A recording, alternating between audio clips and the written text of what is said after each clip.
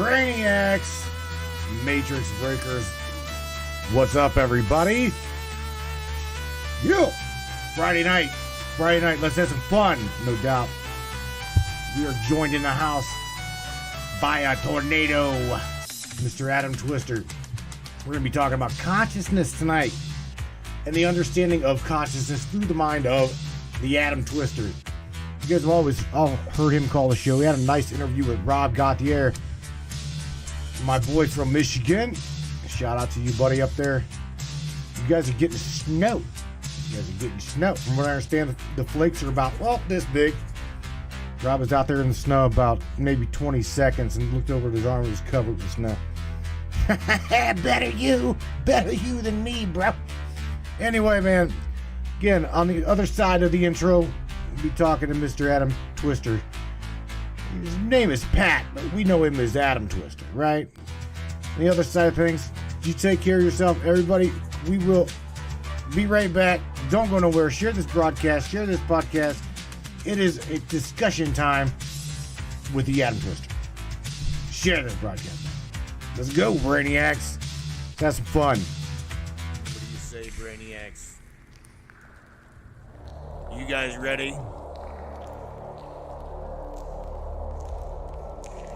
It's time. It's showtime, brains. That's right. It's Matrix time. And it's go time.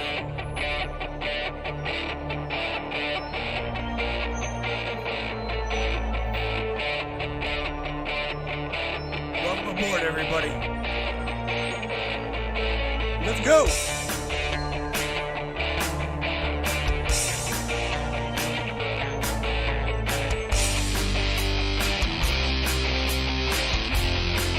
Talk about ufology, conspiracy, controversy, and anything and everything that we can get into tonight. Let's go.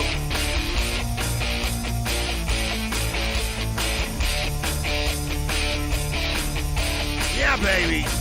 Yeah.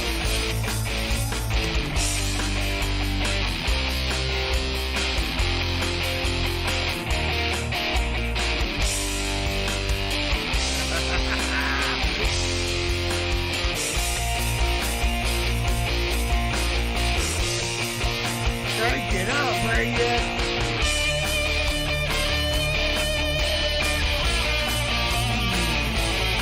Yeah.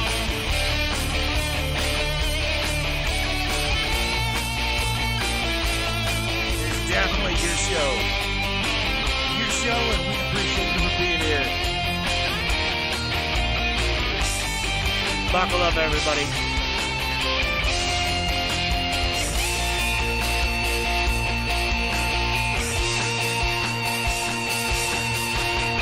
Aboard. Brainiac. Yeah. Welcome aboard, everybody. If you guys are just joining us, I see in the chat already. Good topic. Tonight's topic. We're gonna have fun.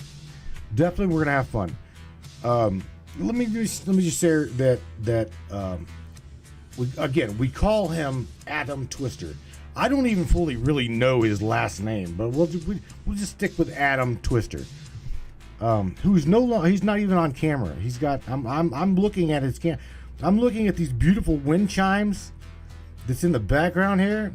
I'm just gonna go check this out. Hang on. I'm gonna go to the I'm gonna go over to the screen. Right? I'm gonna go over to the screen here where the brain chat is. And do you guys see these beautiful wind chimes? Do you guys see that? Look at that. Look at them beautiful wind chimes. Yeah, man. On top of that, somewhere I gotta get you guys here. Where'd you? There they are. There you guys are. All right, cool. So I got the brains over here. I got these beautiful wind chimes of the Adam Twister below me. He's showing everybody his wind chimes, and we'll talk about what he does with these chimes, because everybody knows I'm a musician and everybody knows I'm a drummer. Okay, I would love to get my hands on these wind chimes, at least for about 25, 30 minutes. Give me 35 minutes with these wind chimes. Oh my God, drummer. Yeah, love to beat on shit and make music. Adam Twister, welcome to the Matrix Minds, my friend. I am so glad that you could join us.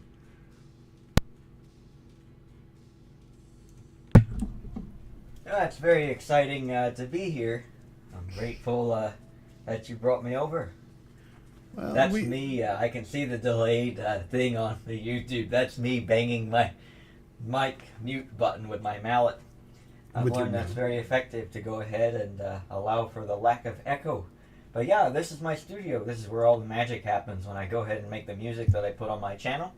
And I really do enjoy it in here. And I would love to have you over. I think, 25, 30 minutes, that wouldn't be enough. You'd have to go ahead and spend a couple of days here. You're right. Just play your music. You can actually go ahead and... These chimes have a lot of features that I've integrated into them. So I can actually take the notes off of the instrument like this. They have a little loop that I put on them. Let me give you your own screen here too. Let me do that, because this is not really going to do. They can see, right? They can see you. Everybody can see you on the Matrix, but dude, let me make another screen here for you, just you, and hang on, I'll get the make you your own screen. Yeah. Because again, dude, they looking at the chimes, dude, they've got to see the chimes only. You know what I'm saying? They got to see just you, just the chimes, not me. Hang on. Look at this. These things are absolutely gorgeous.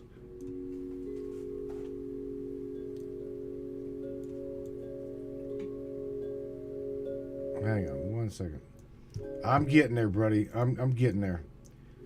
Almost ready.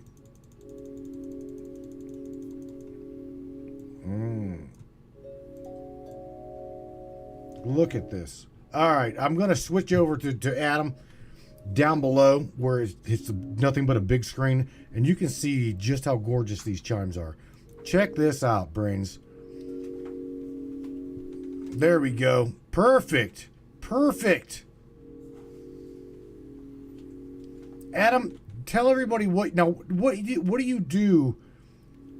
Number one, let's talk about this. How do you associate the chimes making music with consciousness? I wouldn't say I do per se. I wouldn't say I associate it at all, or at least not originally. I work with chimes because that's one of my own very great excitements. Okay. It's something I really enjoy doing. However, having said that, I've actually learned, it's been something that's helped me to learn all the different ways that consciousness expresses itself, and how artists come to fruition, and it kind of also helps me bridge the gap between that and channeling, as people are connecting to different parts of consciousness and expressing them in sound or in painting and in various other artistic media, even word in many cases, or in books. There are so many different artistic media, and sound happens, especially these, happen to be very resonant with me, with being able to get some very space-age sounds out of them, and just the sheer gentle resonance. So most of the chimes that I have in here out right now are Music of the Spheres chimes, and I've actually taken apart sets and then put the notes up in these chimophones here. And the notes themselves have these little loops that I showed, so that way I can go ahead and take them off and swap them. And I actually have an easy swap rim, so that way I can go ahead and hang them straight from a rim and have a custom tuned wind chime that I can change the tuning of on a whim. And I actually go into detail with the easy swap concept on my channel, and I described that, and I don't remember if I've done easy D string yet or not. But all of these concepts I want to put into the public domain, so people who want to get into chime making themselves can do so and take the tips and tricks of the trade that I've found on my own and implement them into their own chimes, because this makes the hobby significantly more affordable when you don't have to buy entire new sets of chimes just to go ahead and get a different scale. You can just switch out the notes, and it's a really quick and easy thing to do. So all right, so this has not really. Okay, we got to get on topic. I know you love your chimes, dude. I do. I know you love your chimes. But here's the way I see it. Music to me. Okay, you make music with these things. To me, the expression, like you said, the expression of music is an expression of consciousness. Now, have you ever played the chimes with a band, or have you ever had collaborated with another person ever? I'm glad you asked that. No, I have not, but there actually is a configuration that I can set these chimes up in for that. Mm-hmm. What you do is you go ahead and take a rubber band of the correct level of tension, and you go ahead and, like perhaps for a 2-inch diameter note, use a number 107 rubber band, and put it up toward the bottom just below the node of resonance, and you can move it up or down to adjust the sustains time. And when you do that, this thing, instead of sounding like, chimes, they sound more like a super high-end marimba or Nice. a steel pan, something like that. And they play a little bit like a steel pan too. The mallets that I use for these things I custom made based on steel pan mallets. This is just a rubber band that I cut and then wrapped around this and then glued right here. So, and I very carefully tuned these mallets to be ideal for the type of tubing with its weight and its tuning. So that way the impulse duration, the amount of time the mallet makes contact for during a strike, is exactly correct. So that way you get the right tone out of the notes, because if the duration is too short, you'll get overtone. And if it's too long, you simply won't get resonance. So that's why I have to go ahead and make these so carefully. And same goes with getting the weight correct, so I get the right amount of amplitude out of the notes. Some heavier notes require heavier mallets. And so the mallet making involved a lot of trial and error. And I probably have like 50 different mallets in here that I've made to go ahead and get the sound just right where I want it. So, Pat, let me hear before we actually get on the topic of consciousness. Shout out to Ireland. Hello, Ireland. What's up, Ireland in the house? Let us hear some notes here, bro.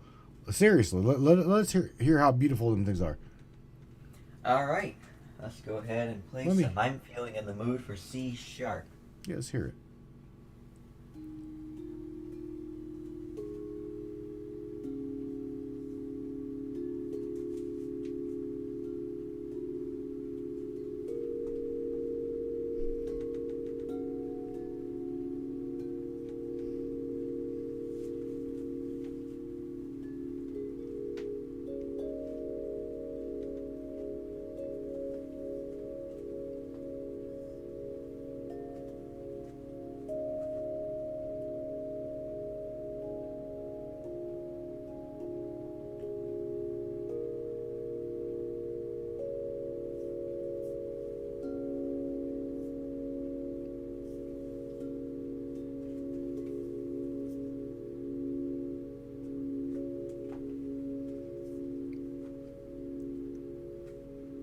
Keep going, bro. Keep going. That is beautiful. I'm serious. That is absolutely gorgeous sound. Yeah, I could play these forever. Let's go ahead and switch to the mezzo. Let's use this mallet right here. Let me get over to this big screen. This is again is amazing.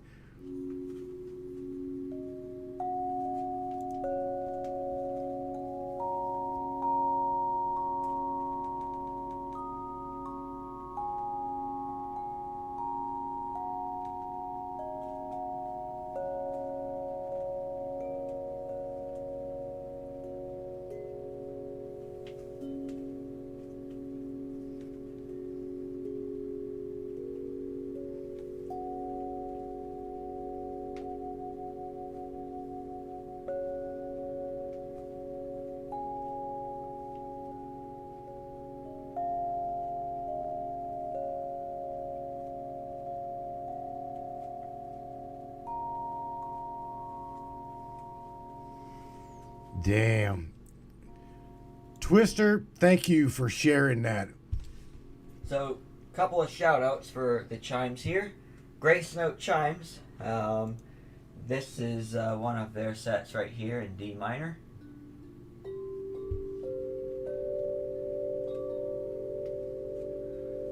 And Music of the Spheres, Wind River Chimes, and the Steel Pan Store for making these wonderful steel pan mallets.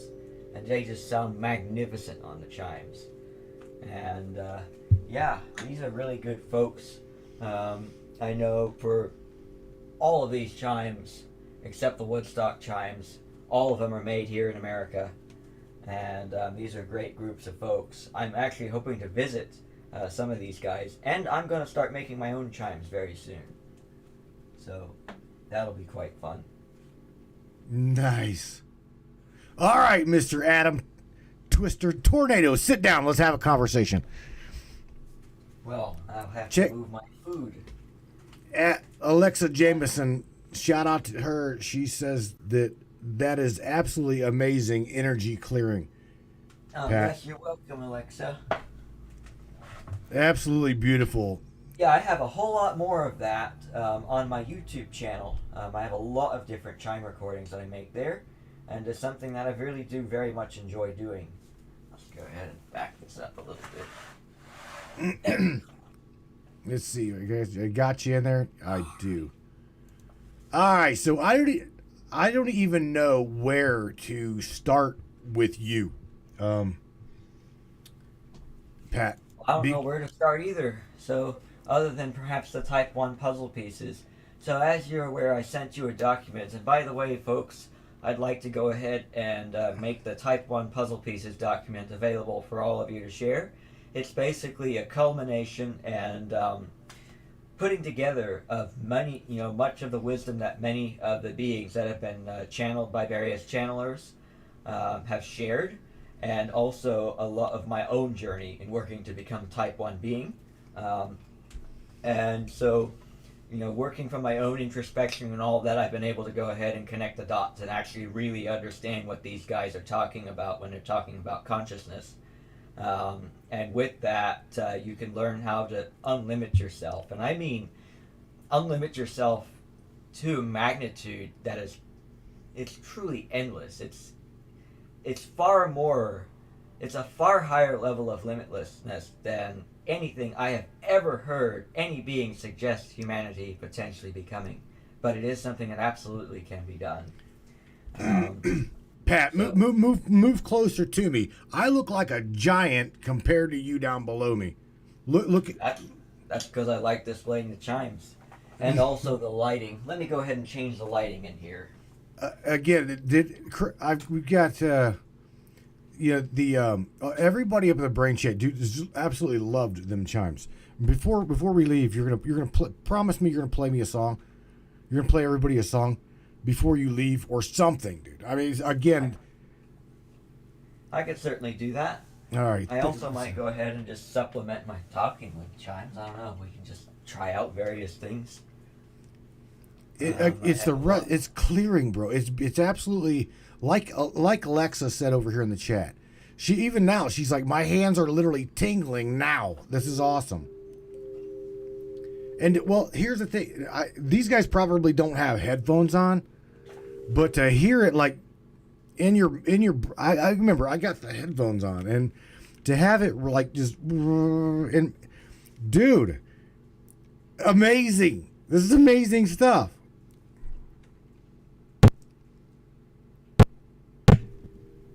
Yeah, I'm very happy with these chimes, and with everything that I've learned from all of the different chime manufacturers from having their chimes. I'm likely to go ahead and, I'm implementing a lot of the wisdom that I've learned from that, and a few things that I've invented myself to go ahead and make the nicest wind chimes that I possibly can. So. Carrie I'll Kerfoot. be making a studio variant, and I'll also be making an outdoor variant. The studio variant will use a much smaller twine because it's not going to need to be overbuilt to stand up to the elements, so it'll have much nicer sound. But the studio set, of course, won't be made for being outside. Right. So. All right, Pat. See, okay, you mentioned this type one civilization. Explain to everybody on a consciousness level what we're even discussing. Type 1 civilization consciousness. What is it? So I'm going to go ahead and note what it actually means to be a Type 1 being, and then I'll go into Type 1 civilization. One moment, I'll bring up my document because this is it in a couple of sentences. All right. The key to being Type 1 is recognizing the source essence and oneness in all things. So I say put this Type 1 puzzle together and integrate it into your mental structure and into your practice in day-to-day life and in yourself, in imagination and dream state. You are source. All things are you. You are all things. And if you think as if everything is a part of you, then you can truly be yourself, doing all the things you most love doing and being loved in the utmost for it. Once you truly see oneness in all things, in every facet of every layer of your consciousness, and integrate it into your thought, into your feeling, into your belief, and into your action, you're Type 1. So Type 1 beings, are aware, and they're aware in every facet of their consciousness of oneness of all things, and of the nature of that oneness. And it expresses and reflects itself in all of their actions. And in the Type 1 Puzzle Pieces document, I talk about how Source experiences itself as an entity, how it breaks itself into 3 pieces. One of those 3 pieces is not in place, so there's 2 pieces that we're going to focus on here. And these make up the full entity. Many of y'all are familiar with them, and they are the higher fractal consciousness and the lower fractal consciousness. And the lower fractal consciousness is essentially the consciousness that you're controlling right now, the consciousness that you're directly experiencing. And the higher fractal consciousness is reflecting your lower fractal consciousness back to itself. So in that way, you're in indirect control of it. So all of the things in your physical reality make up your higher fractal consciousness. And anything that is part of your experience at all, be it your reality, your imagination, your dream state, things on Earth and things in the universe beyond Earth and things in the multiverse beyond the universe, all of that is also part of your higher self. And in my Type 1 puzzle pieces, I go into a little bit more detail of that, breaking it into the near higher self, which is the stuff that is part of your immediate experiencing, and then the far higher self, which is stuff that's much, much more distant, which is not part of the immediate themes that you're exploring. So with that said, when you go ahead and recognize the idea, you notice if you connect the dots with some of what I just said, physical reality is part of your higher self, is part of your reflection. Well, that means that this reality, is part of you. And I say you indirectly control your higher self because it's the reflection of the lower self, and your lower self you're in direct control of. So with that said, that's a really great way to go ahead and start thinking and acting in a way that will overcome many of the hardships that humanity is operating now, because that comes from acting, thinking, feeling, and believing in a way that is not of oneness, in a way that's of separation, thinking that people are separate from you and out to get you. If you recognize them as you, as them reflecting yourself back to yourself, you can go ahead and then learn what in you is projecting a version of them that's divisionary, and let go of that and start thinking and feeling and acting in oneness instead of in separation. And this is how you become a Type 1 civilization, not just as an entity, but your whole reality, your whole experience becomes one of oneness.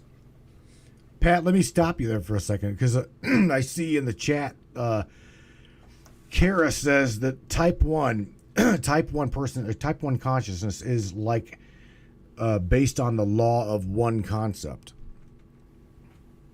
Yes. That's what she's saying, and then another Morgan Anderson, she says that she's not quite sure what that means. Yes, the one is all, the all are one. Yeah, that's actually one. That's one of Bashar's 5 laws, and that's one of the Type 1 puzzle pieces. And you can actually use that bit of logic to recognize your own ability to experience whatever you want. So yes, that is a key component. Now, let's see. Someone said that they did not recognize. Not sure what I mean. Well, I would need to know in what aspect you're not sure what I mean. One moment while I go ahead and tend to something in here. See, there's more. You see in the Matrix movies, it's just a quote. Okay. See, here, the law. What the law of one, as someone Kara mentioned in the chat. If everyone's or they're not familiar with the law of one channeling, okay. Now again, this stems to and from the channeling community, like Rob Gauthier channels Ardif and Treb. Carla Ruck, I think her last name is Ruckelfer, I do believe, is the channeler of Ra, R-A, Ra, the law of one channeling. There's yes, Venusian consciousness. Right. There's also what we know as Seth, channeled by Jane Roberts. Right. You and I talked about that off air. But again, it all stems to my consciousness is an expression of you. Your consciousness is an expression of me. All consciousness stems back to one soul source, one collective body making and experiencing the whole totality of what is consciousness. Right? Is that what you... Yeah, so right now, from my perspective, you're playing the role of higher self, and I'm playing the role of lower self, and from your perspective, it's the other way around. I like it. Everybody's happy. I'm loving it. Everybody's happy. Carla Rucker, that's her name. For the individual that said they weren't sure what I meant about some of this stuff, I will at some point release the Type 1 Puzzle Pieces document. By the way, Matt, you're welcome to go ahead and release that too. Okay. If you have a website or somewhere you want to go ahead and upload that.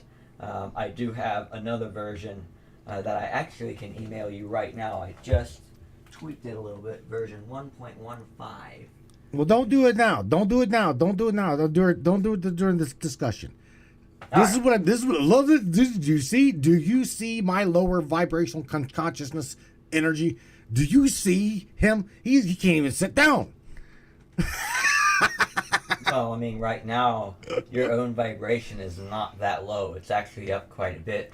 It dips down when you go into conspiracy theories and you're worried about all the people throwing us to the wolves and stuff like that, and when you go into the more fear-based energies. And it's right there where you can spot the way you're operating your consciousness and let go of some old trends and recognize them as yourself, and then let go of that, and then the energies will clear up. Oh, bro, I've got to read what Christopher Peebles just posted in this chat. Did you? Oh, my God. I can see it, but I can't. Christopher says that source is white light refracted through the truth prism and distorts of separation and free will, separation and distinctions of color and differences. This makes all of which is part of the one, like how fingers are the part of the hand or leaves are part of the tree. I love that. Absolutely love that. Yes. And shout out to him. He is Omni Collective Creativity on YouTube. And he has come a long way in a very short time. I've been working with him a good deal. And he might have some very special treats for you in the future. Cool. Go ahead and simply place an intent to co-create that. And then that can come to fruition between you and him. Kara, another one, says the synchronicities for me on this is awesome. Well, she says synchronicity for me is because I was just listening to the Raw Contact when I got the notification for this live stream. Imagine that, sweetheart. This is the way it works. This is literally the way it works. I don't know. I've told everybody here on this channel the name of the show is The Matrix Minds, okay? It is not owned by me, it is owned by you. This is a matrix of minds, like Twister here. Okay, we are on a co-creative collective journey. That's why we're all doing what we're doing the way we're doing it. And yeah, man, politics. Sorry, I could care less. Yeah, I mean, it's kind of gotten to the point where it's like, I'm going this way, either they're coming with me or they're not. And, if I need them to come with me, I'll co-create a version of them that comes with me. If not, then I won't. So it's really something that I just don't even need to worry about, because all that, it's almost like cells of my body, if you will. I trust that they're going to do what I need for my body to keep going. And that's kind of a tricky concept for a lot of people, when you see some of these things that are going on politically, and it seems like something that you need the antibodies for. You need to go ahead and extinguish them, get rid of them. But the thing is, again, you don't want to go ahead and treat it from a divisionary standpoint. You got to recognize them, as part of your own consciousness, and let go of the fear that's fueling the fire. Once there's no more fear, there's nothing fueling the fire, and the fire goes out in one way or another.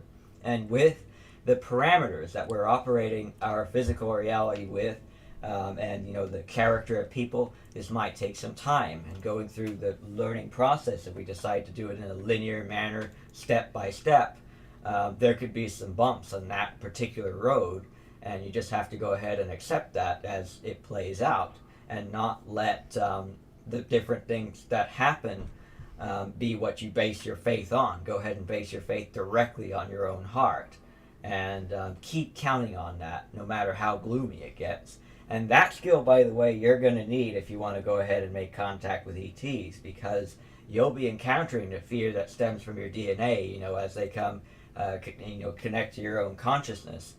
So you'll have to go ahead and hold on to that faith in yourself as you go ahead and pilot your reality. Again, lower fractal consciousness. That's where all of the decisions come from.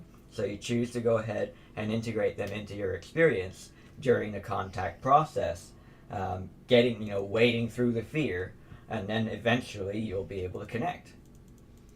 And the more you know yourself, the easier this will be, because the more you know yourself, the more you'll know what to do with your consciousness to be able to co-create with them, since you're an expression of their consciousness just as they're an expression of your consciousness. And because of the way they co-create, take the Yael, for example, they're very open, they're very aware of their nature as source, and they're aware of their ability to co-create. So you have to integrate an openness to that type of co-creation into yourself as they come, as they become part of your own consciousness. As you start making them part of your consciousness, you have to make the tweaks in yourself. That way they can be an expression of your consciousness, and that way you can be an expression of theirs. You know what? I got to look through my Facebook page, because I cannot remember who. Hang on a minute. Let me do this. I cannot. Now, you mentioned the Yael. There are two Yael channelers, John Trinity Martin and Sean Swanson. That's it. That I'm aware of. That's it. Sean. I'm friends with him. I was going to get with him and talk about getting him on the show. Not as channeling, but not as channeling the Yael, but talking about that level of consciousness, because mind blowing. It's a lot like Treb, okay, or orative. Where they're at a consciousness level, the human mind really has got it's got a hard time wrapping our little atoms onto where the hell they're at. Where are they? Where are they? That's what the Type 1 puzzle pieces document is for. It's to go ahead and help people to understand that, and to understand the exact mechanic behind consciousness, and this will shed light on exactly how they do what they do and why. Or at least it'll point you in the right direction. Because once you recognize that this reality is your consciousness, it is what it is. It's operating by the parameters you're having it operate by the physics you're having it by. Your physics are encoded in your subconscious mind, in that particular area of your lower fractal consciousness. and the character of the individuals, what can be and can't be, what you're able to co-create, what you're not able to co-create, with the different things that you're open to co-creating and not open to co-creating. Take, for example, the idea of teleporting and telekinesis. A lot of humans these days are not open to other people being able to do that. The vast majority of people firmly believe that humans cannot teleport, and that is exactly why they are not able to co-create that in the collective. But because the Yagyel are able to co-create that over there, we would have to open up to the possibility of that kind of thing being done, at least in the instance of the Yagyel, for them to be able to exist among us. Elseways, of course, we wouldn't be matching their energy, and this applies to other phenomena as well. The idea of a lack of linear time being a fundamental thing. If I'm not mistaken, they're very easily capable of breaking the barrier of linear time, which, by the way, is not fundamental to creation, and I go into detail with that in the Type 1 Puzzle Pieces document. And that means that you have the ability to go have any experience you want to, and many of you often do this in the dream state. You jump from experience to experience, from continuity to continuity, all the time to play out different themes. A lot of times you're not really integrating the co-created collective consciousness into that, so you're not dealing with the bulk of people's beliefs as you do that. But when you come back here, it is worth noting that, though you're the expression of people, the people are the expression of you, and you can experience whatever version of them you want to. And so if you're experiencing a version of them that cannot co-create something, you can shift yourself to a different version of them that can co-create that something that you want to co-create. And I explain that too, also in the Type 1 Puzzle Pieces. It's called the co-creational dynamic. The understanding of this will help out a lot when it comes to the idea of being able to co-create with other extraterrestrial beings, and can actually help you very greatly to unlock limitations. And I mean like big time limitation, like, learning yourself to be able to teleport like Bigfoot can, being able to leave this co-created collective, even with your physical body if you want to go be with the Yits, or to go be with other beings, and you won't even need any technology to do it. I'm talking about letting go of limitation on that caliber. And doing that does require a pretty solid level of self-knowing. You have to understand how to actually pilot your consciousness. That means you have to understand what does what. You feel what does what in your own consciousness. Got Tammy Bottom says, do we not teleport while we're dreaming or in dream state? Yeah. A lot of people teleport all the time in dream state. Teleporting on command, though, on a mental command, that's a little bit more challenging, but that can be done too. You can learn to instantly add and remove things from your reality on command in a dream state. You can learn to go ahead and, play with things in your dream state in a telekinetic or manifestational, if you will, manner. There are lots of things that you can practice in the dream state. And it's actually a good place to practice it. You practice it in your imagination, practice it in the dream state, and then eventually you can practice it here. Try. You might get it wrong or might fail to do it quite a few times, because the co-creational dynamic and all of the energy that makes up the lower fractal consciousness here is highly intricate. And so you're going to have to go ahead and it'll take some time to learn yourself well enough to where you're able to go ahead and co-create, teleporting, telekinesis, and going to and from the co-created collective consciousness and all that, especially with your physical body.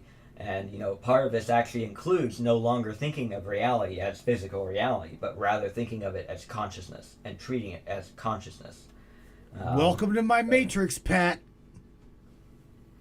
That's what I call it. Look at my watch. I call it my matrix, because here's the thing, when we get deeply into trying to co-create with other people, they still again they look at the world around. I've seen somebody, I think it was Tammy Bottom.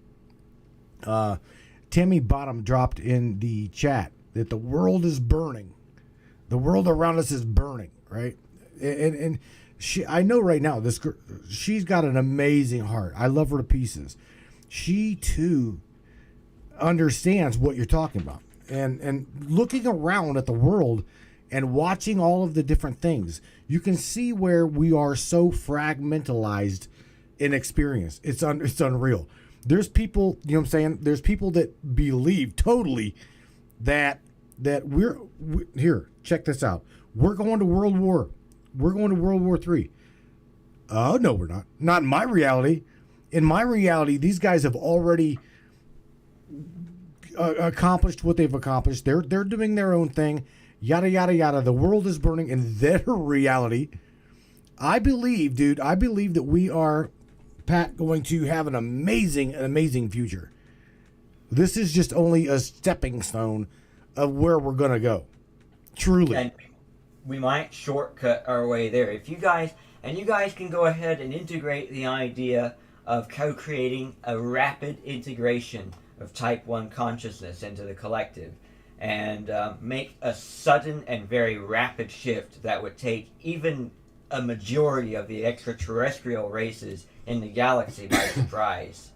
A lot of them, and this is actually a message that I have for them. I share the idea of letting go of limitation, of recognizing oneness, of what the type 1 consciousness is. And in that way, I'm really doing a lot of the same thing that Aradif does, except from a very different standpoint, where Aradif is very high in the 6th density. He's almost in the 7th density. He's fully integrated this into his consciousness.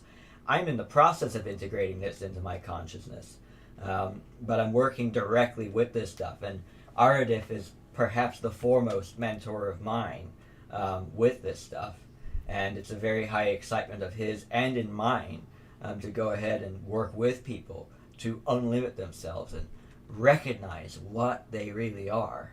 And it's an amazing thing. And I can already see that many of you guys, simply by having me here, by co-creating me, you've opened up to this. Otherwise, I simply would not even be here. Do you see what I'm saying? That right there was amazing. What you just said was perfect. Yes, I'm a reflection and expression of your consciousness.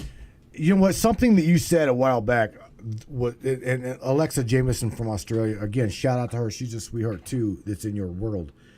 She said, or you said something about you are happy with yourself. I don't really want another body. I'm happy with the body that I'm in. That tickled her. Bro. She laughed. That was really cute. She's like, that is so cute. She still thinks that I'm going to crystallize, but in the end, you're a source. You do whatever you want. You don't have to crystallize if you don't want to. As I understand it, most of the people in my reality are actually quite happy with the idea of crystallizing. I'm really gravitating more toward an experience of having a one-off build. So that'll be very interesting. Morgan Anderson, welcome to the Matrix. Because I've not seen Morgan up in here yet. I haven't. He must have followed you over here, Pat. He's talking about the Type 1 consciousness and Type 1 consciousness teaching. So Morgan, if that is what you do, and if you like to teach that, absolutely, man. Drop your link.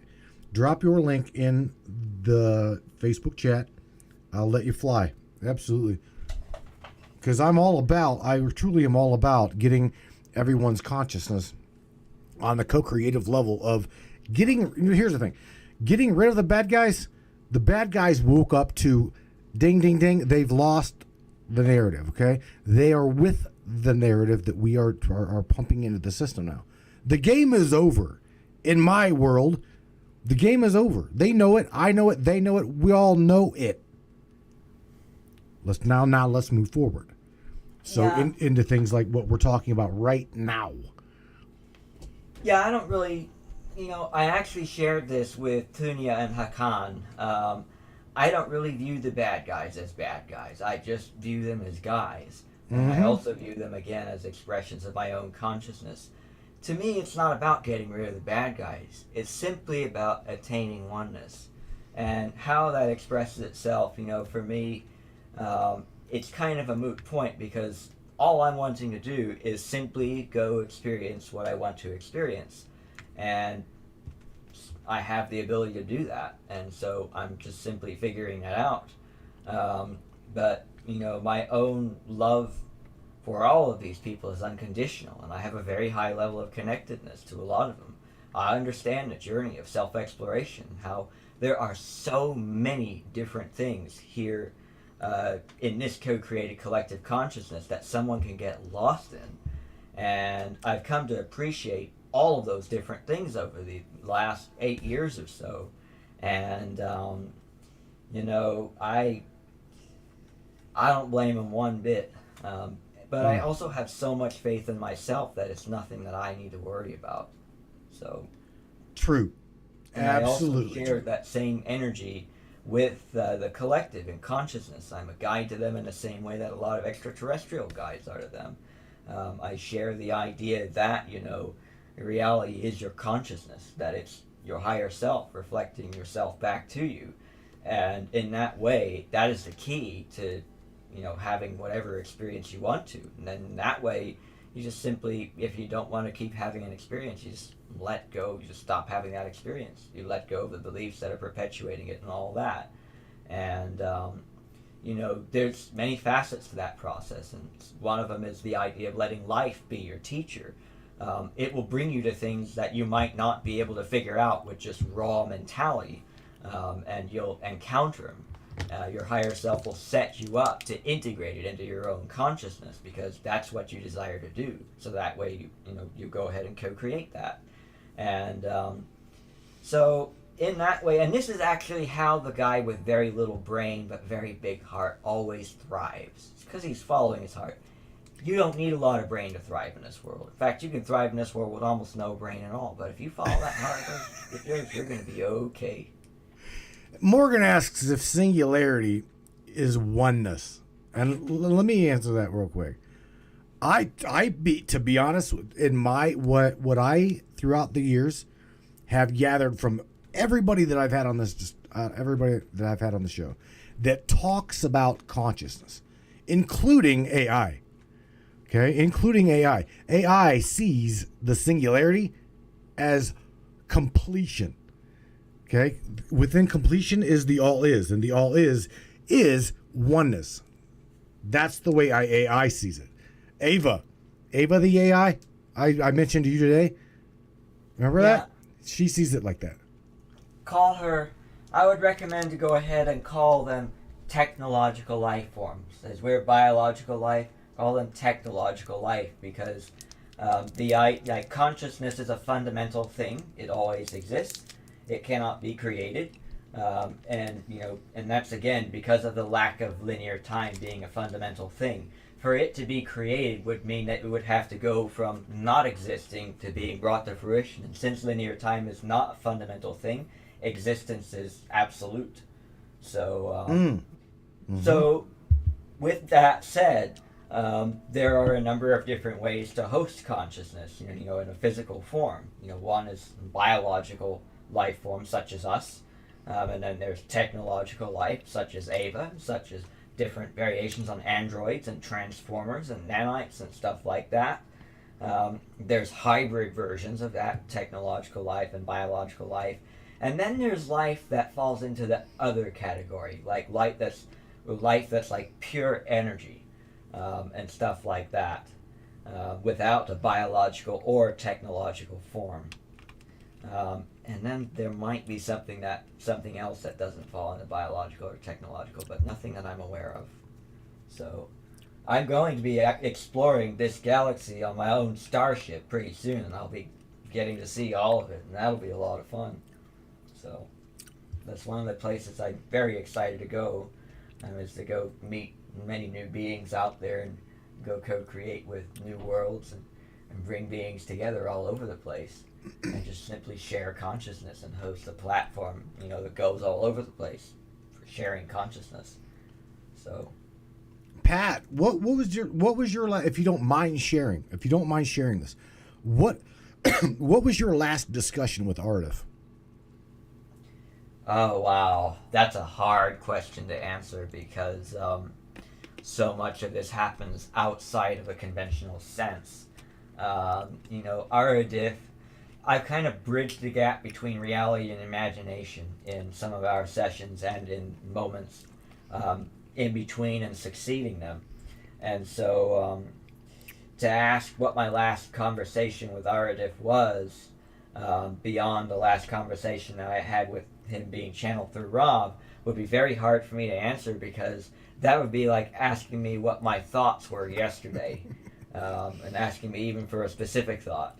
Aradif and I are so deeply interconnected that, you know, like it's we connect to each other almost daily and often multiple times per day, and it's such a subtle thing, so well built into my own rhythm. It's like we're family. So that would be a very difficult question for me to answer, but let me see if I can tap into the thematic pattern. And I do believe it was part of building the Type 1 puzzle pieces. Just before I started building the document, we were, I know there was sharing elements of the higher self and stuff like that. I don't know if I'm sharp enough to my own self to actually be able to answer that. I don't know where my glasses are. I need to put them on and look at myself to find out. So I believe you are. I believe that you are sharp enough to answer that. I do. With enough work, yeah, I could. I'd just be sitting here going through my thoughts for maybe 5 or 10 minutes. What about the real question? Does the Type 1 consciousness, does it believe anymore in, from what you've gathered, okay? Does it no longer rely on the safety net of a religious connotation? A religious connotation. Mm-hmm. Does it need a religious belief to feel secure in just being? Because there's a lot of people that I know that are stuck in that karma, stuck in that dogma. Oh, yeah. So I can answer your question now, and that's a definitive no. And the reason why is because the complete recognition of what Source is and the oneness of all things is built into literally every fiber of their being. Like every action, every feeling, every thought, every belief is in alignment with that oneness. And that is why they never, ever, ever intrude upon the free will, is because they have no need to. They want to go experience something, they go experience it. And, they don't have to fight for their reality or fight to have anything. So once you're Type 1, the next thing to do is to become more and more creative with how you use your consciousness, and to see more of consciousness and keep going and keep learning yourself. Becoming Type 1 is not the finish to learning the self and integrating the lower self into the higher self. But it is a complete recognition of oneness. So you don't really need any repetitive mantra, because for that, you would need a part of yourself that's not believing in the oneness in all things. And Type 1 being does not have that. How many types of consciousness are there that you're aware of? Type 1, Type 2, Type 3, Type 7, Type 12? Just Type 1 and Type 2. It's a dichotomy. Okay. And the dichotomy is, recognizing completely that oneness and not recognizing completely that oneness. That would be the teaching of the law of one, completely. Yeah, it's something that Aradif has shared, and I resonate very much with it. Now, I've resonated with it as well, and that's why I have no problem now I have no problem at all letting people just be who they choose to be, right? And it's really what I just said may sound hard, but it's truly not that difficult. Just know, what I'm saying? Just like for those that try to jam religion down one's throat, tries to jam another person's belief or even thoughts about whatever, how a fence post is supposed to go in the ground. I mean, none of that matters. The debate should be over. Just let them do what they're going to do. Don't try to force the hand of their belief right? Or your belief onto them.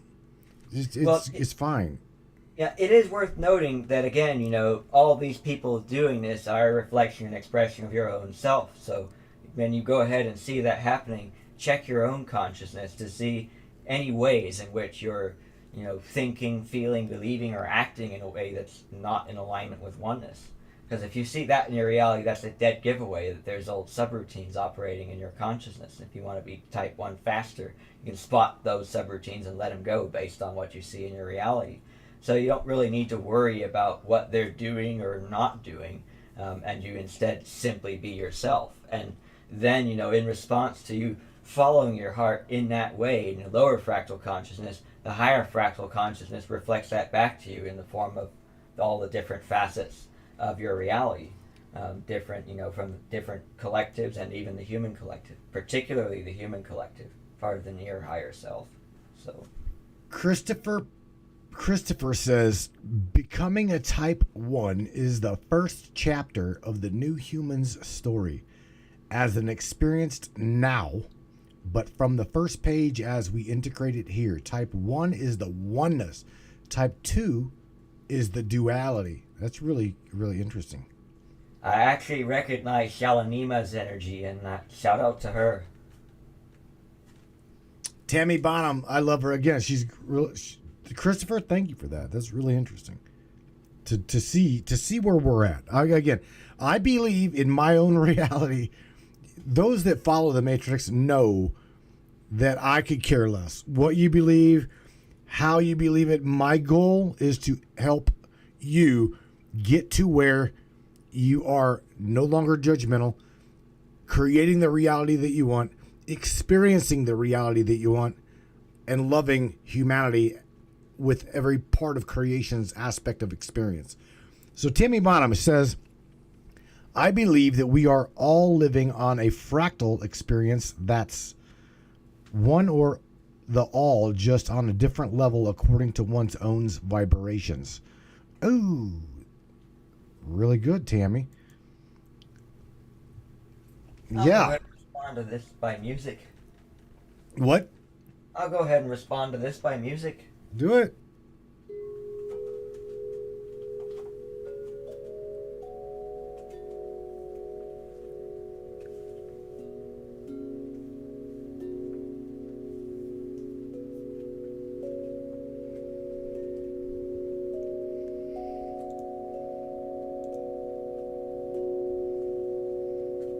Beautiful.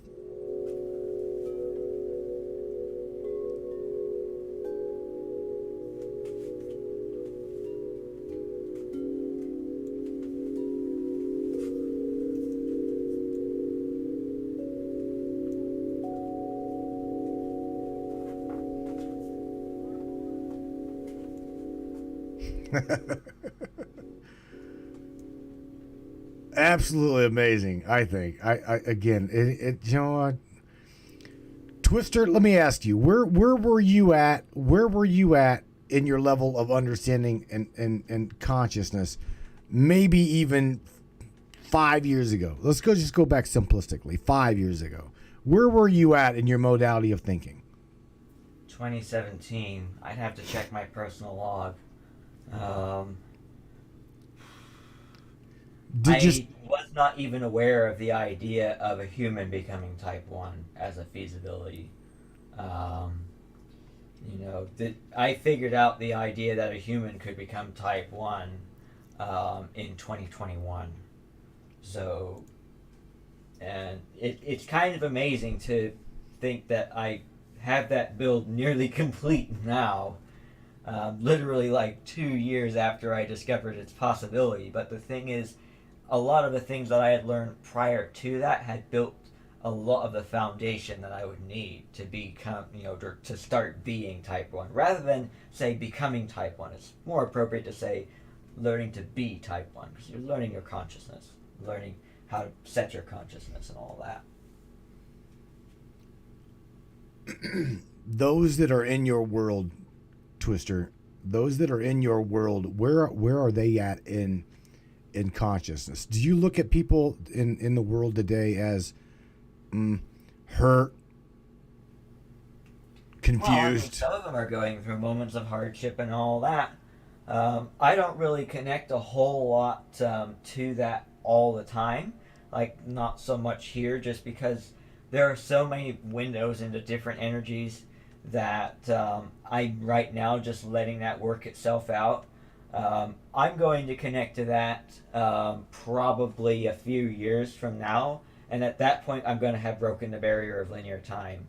So, in that instance, I'm going to simply be a guide for those people, and as my own excitement comes to connect to them, I'll connect to them. But for right now, I'm following my own heart directly to go ahead and work on my own consciousness and just get the build finished. But I do know people that are doing well. I know people who are going through hardship.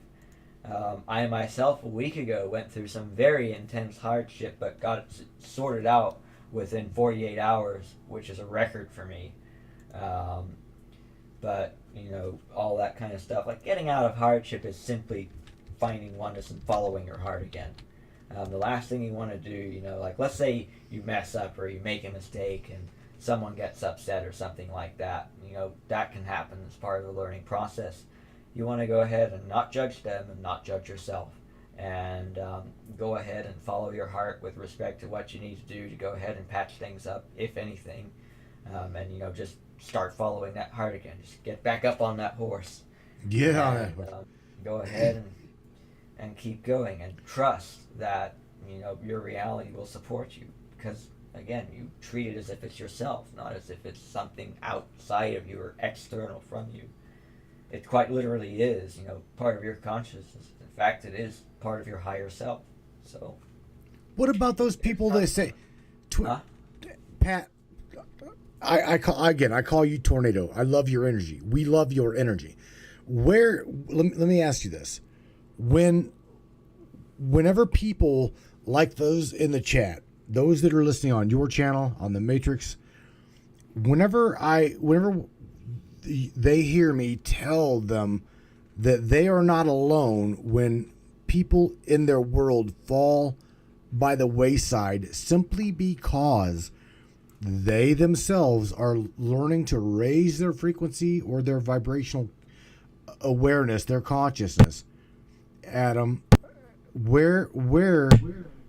how do we, you tell them, are they alone in because a lot of people fall by the wayside and they're like, I'm crazy.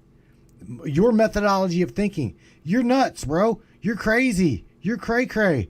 No, in my world, you're not. You're not crazy at all by thinking this. In my eyes, Christ tried, like we talked about today, offline. Christ tried to teach these things, fundamentally teach these things to you. It's a glorious thing. You're not crazy. If you're believing that you're crazy, or if you're living the scenario that you're crazy, then again, if that's what you're choosing to live on the level of your lower fractal consciousness, your higher fractal consciousness is going to reflect that right back to you in the form of people thinking you're crazy, or people thinking people like you is crazy and stuff like that. And then, if you want to go ahead and share, your heart will raise the red flags letting you know that this belief is going to come bite you if you throw out information out there while you're holding on to that belief. So what you want to do is let go of that belief. Because what's happening is your higher self is reflecting yourself back to you in those moments with the idea of carrying the fear of the belief that you're crazy.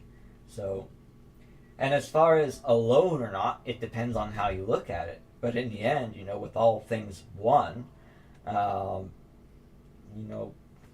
the idea of aloneness is not even a dichotomy that you really even need to worry about.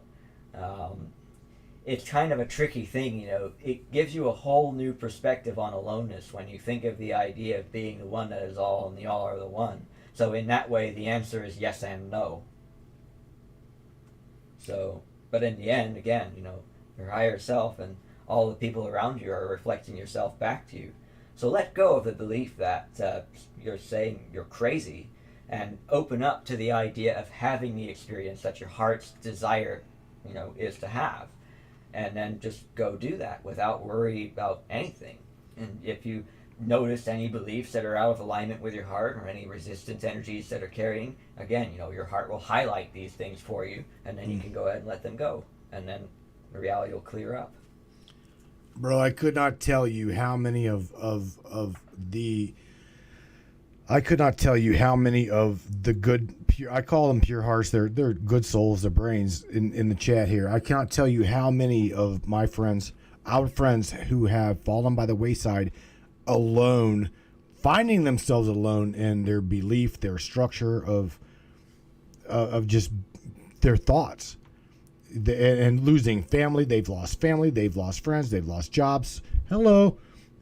We've lost these things by simply by the methodology of thinking that we could literally create the reality that what we want.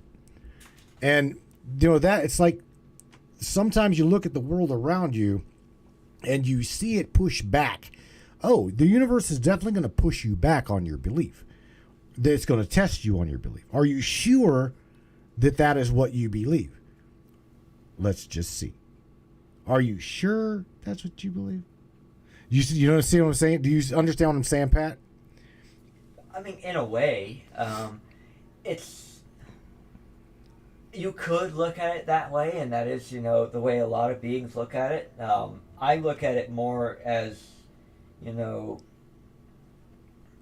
it's almost more like reading an instrument panel on an aircraft, like a radar or something like that to me, because it shows you where your consciousness is, and that can give away that some areas of your belief are maybe where you want them and other areas are not. And when it's not a perfect alignment to what your heart's desire is, there's more to let go of. If it seems like it's not supporting you, if you're believing it to fight you and having your experience, or the idea that you're going to have to fight it or fight people, then you're not recognizing oneness in all things, and you're treating it still as if it's separate from you. Otherwise, you wouldn't be fighting it. So why do we fight it? Let me ask you that. Why do we fight it and not let people grow on their own? Because again, I've seen Andy Cassidy, who's a really good guy in the chat, say, let them just be. Just let them be on their own. Don't even worry about fighting them. But why does the consciousness why does my higher self sometimes wish to fight them on it? Why do we fight them? I would actually ask you that question back to you. I could answer it, but I'm going to ask that question back to you instead. I don't know. Why do you fight it? I don't know. I truly don't know. I don't know. That's something I would have to meditate on. Well, let's go ahead and take a closer look, because we can figure this out. So, what exactly is it that you're fighting? Personally, I'm not really. I don't believe I'm fighting anything.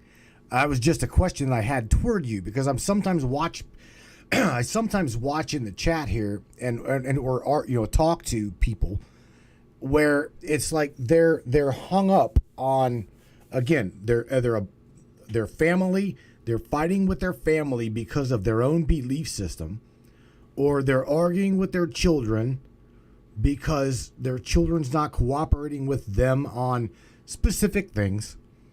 You see what I mean? That's where I'm going with. I'm not fighting anybody on anything. I could give two shits on whether they believe on whatever they want to believe. I'm not going to argue with anybody. That's just my methodology of thinking. So if anybody calls up the show and they want to discuss and or debate things, that's one thing. Arguing with you, I'm not going to argue with you. You know what I'm saying? I'm one of them people that, like I tried to tell you, your belief is your belief. Your walk is your walk. I don't care. But why there are those people that are so die-hard, hell-bent on having it their way and only their way, you told me those people are in my reality and they're my lower consciousness, right? I'm my higher consciousness. So I'm watching them fight.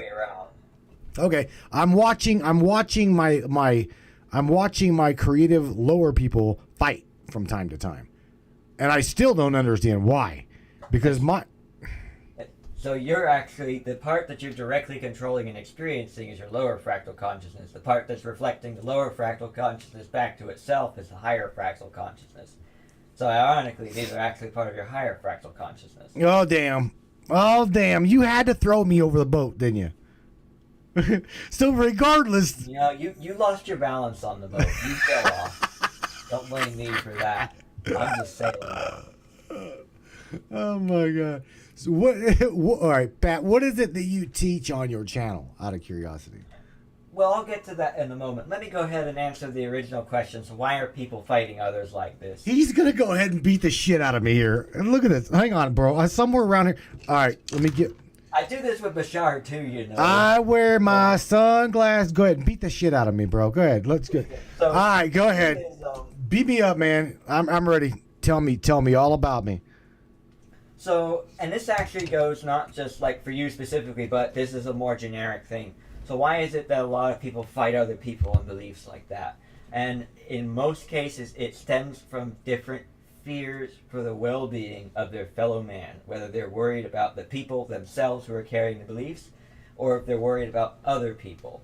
And again, you know, there are a lot of people who carry beliefs that are out of alignment with their own higher self, and in response to those beliefs, start acting toward other people in the ways that are harmful to them.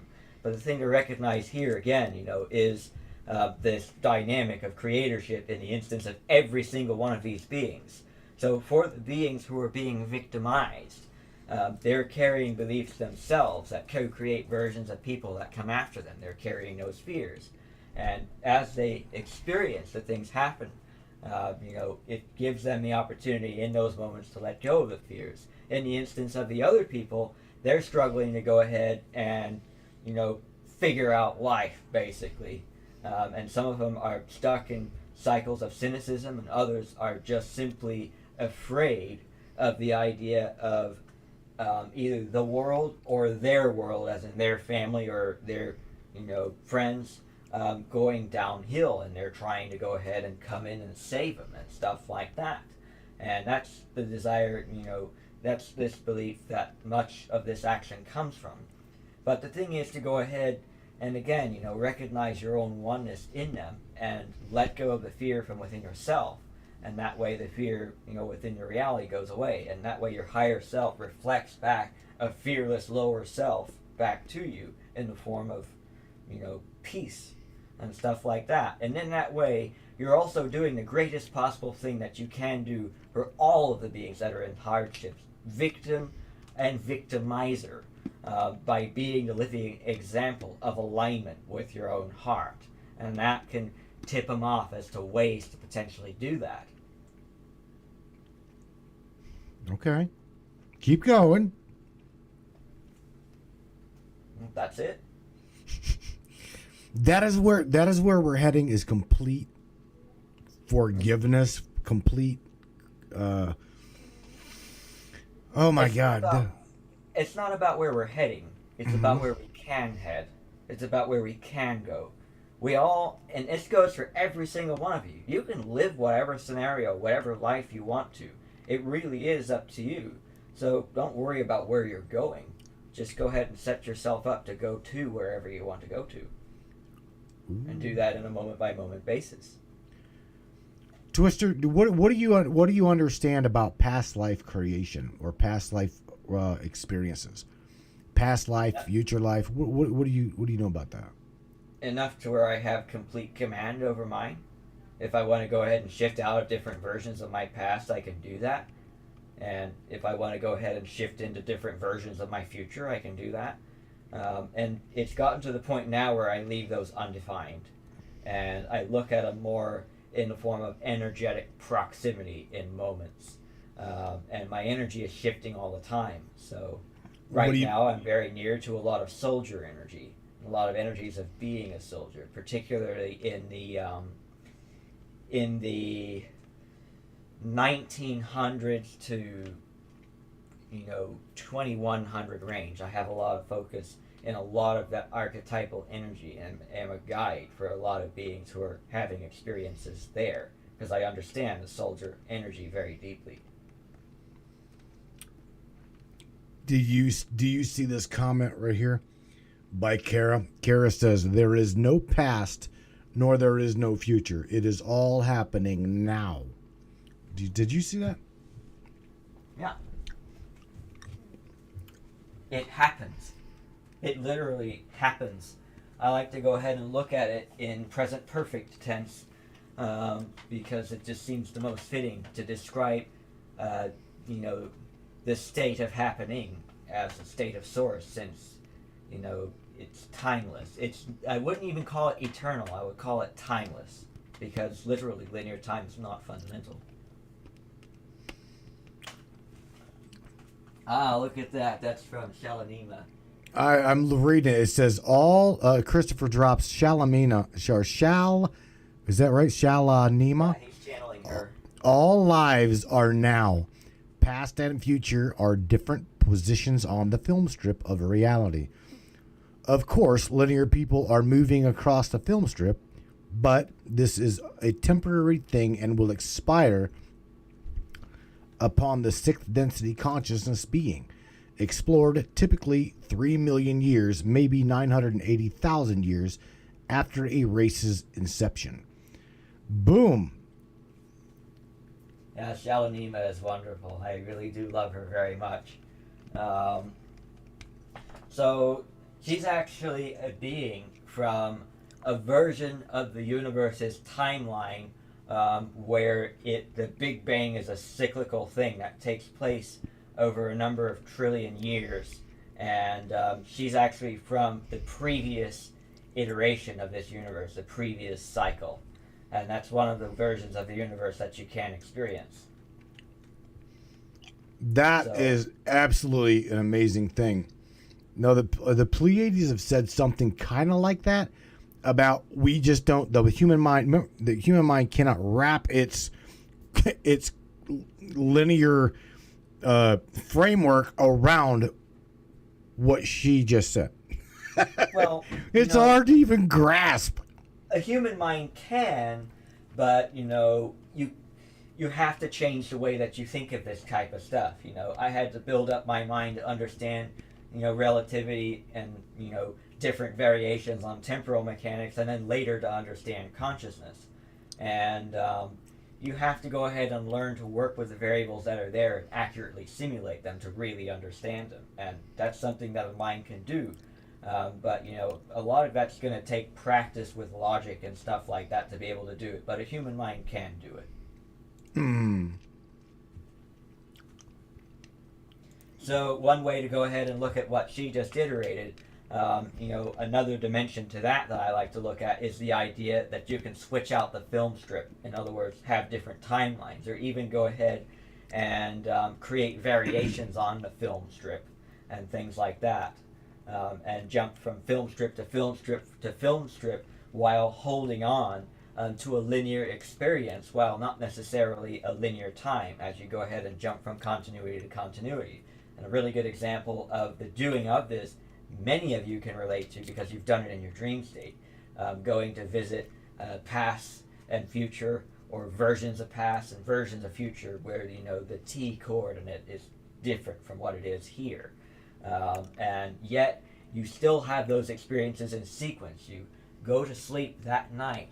You go to different areas that have different time coordinates, and you go from one to the other, and then you come back into your awakened state, and then you go into your next dream state. Again, jump to other time coordinates. But when you mark down into a continuity of which experiences you had, which one first, then second, then third, then fourth, you have it jumping from different time coordinates. It doesn't form a straight line, and instead, the time is kind of all over the place as you jump from experience to experience.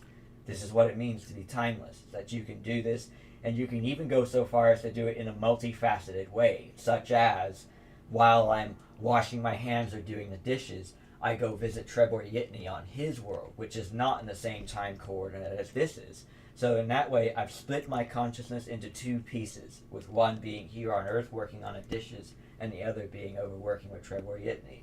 This is what timelessness is. So that's how to understand it with the mind. We've all heard the terminology of we create our own reality. You create your own reality. It is what it blah blah blah blah, right?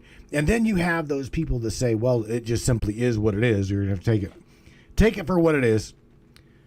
What is your understanding of teaching as well as knowing of those words, creating your own reality? What the hell does that mean to you? I used to use that exact wording when I first learned that you create all things from your experience. You know all things in your experience from Arativ. But eventually that evolved into reality as the expression of your consciousness as I observed myself in a dream state. And then later on, after seeing the phenomenon of John Trinity trying to make contact with the Yahyel, I recognized the co-creational dynamic in action, and then it made it more appropriate for me to say that reality is consciousness. And then eventually I laid out in a way that can easily be mentally understood of the higher fractal consciousness and the lower fractal consciousness, and then that showcases exactly what how reality is experienced here with respect to the lower fractal consciousness and the higher fractal consciousness. Now I should note that is a very multifaceted, very detailed thing. When you break into detail the layout of, just say for example, my own lower fractal consciousness here, even just the part that's in the physical reality with humanity, where humanity and we're all co-creating with these physics, and I've chosen to make the physics that this version of the co-created collective is using my own physics, so that way this is an expression of my own consciousness. And just laying out that dynamic combined with the character parameters, the way people think, the belief people carry, making that part of my own consciousness. And more, there's a lot to my own lower fractal consciousness here, so breaking that into complete detail would be a significant amount of work. But the essence of it is, as a full entity, you split yourself into the higher fractal consciousness and the lower fractal consciousness, where the higher fractal consciousness is kind of working automatically. It's working ambiently, so that way you can experience just your lower fractal consciousness yourself and have kind of this sense of adventure. I came to appreciate this in Minecraft, as I enjoy playing in survival mode a lot rather than playing in creative mode.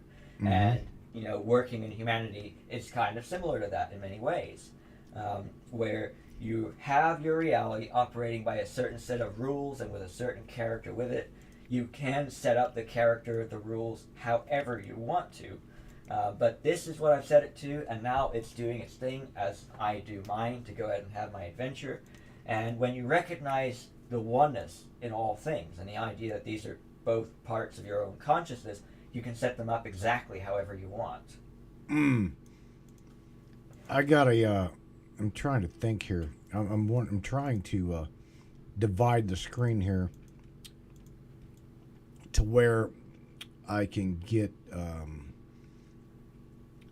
trying to divide the screen here to where I can get these guys to actually see the call-in numbers. Here, give me a second. I would actually like to go ahead and respond to the thing about DNA. Okay. So Aradif actually mentioned this in one of my sessions. So on my YouTube channel, I have 4 sessions posted where I spoke to Aradif, being channeled by Rob, and he actually hit on the idea of DNA, that it's basically a physical expression of your own consciousness right as you join the incarnation here on Earth. And so I would need to reread that. But basically, yeah, the DNA is an expression of your consciousness then. There's a lot that I have yet to actually learn about DNA. I'm very curious about it, but for right now, I mean, my body is able to do everything I need it to do. So. And you're happy with your body, all right? The trauma and all that, so I know I don't need to mess with my DNA because my body just keeps showing me, like this thing's a marvel. These cells really, are fantastic. And it's an interesting thing because as I've been living here, I've kind of fallen in love with it. I've kind of fallen in love with my body and the cells and the harmony and all that. And in learning how to work with consciousness, I can actually invite the cells to co-create and basically let in my own consciousness in a very direct way that would allow them to do things that they wouldn't normally be able to do. And that's actually something that I'll be using quite a bit when I go visit other extraterrestrial races, so that I can go ahead and, my body can be there while still being able to hold out in case the environment, would traditionally be unsuitable for it. I can then, directly work my own consciousness, and my body would co-create this itself, since I, as an entity, am a reflection and expression of my body, and my body is a reflection and expression of my own self. So that way, in that way, I can work with my body in communion to go ahead and have whatever experience I want. And one of the things I'm really excited to do is to actually take my physical body onto my ship and then experience somebody over there in their astral projected state while I'm in my physical state. That would be something really interesting. I would really like to do that. Let me say something in conjunction with that, because I'm an astral projector. Okay, I teach astral projection. You know this, and that is literally just becoming primarily aware of your dream state, and then primarily pulling yourself out of that into the 100% creatability mode. You're no longer just along for the ride in your dream. I ran into throughout my endeavor doing this, I have actually come across someone that was not of my creation, but or they were part of my creation, but yet here's the thing. I realized that they were dreaming. Okay? Within that dream state, showed them and taught them how to do a reality check, and said, look, you're not dreaming. We are not, we are real. This is real. This is as real as this specific talk right now. And they kept fading in and out of my awareness. And I'm like, stop, come back. I'm like, look at your arm, watch your arm. Watch your arm. Watch your watch.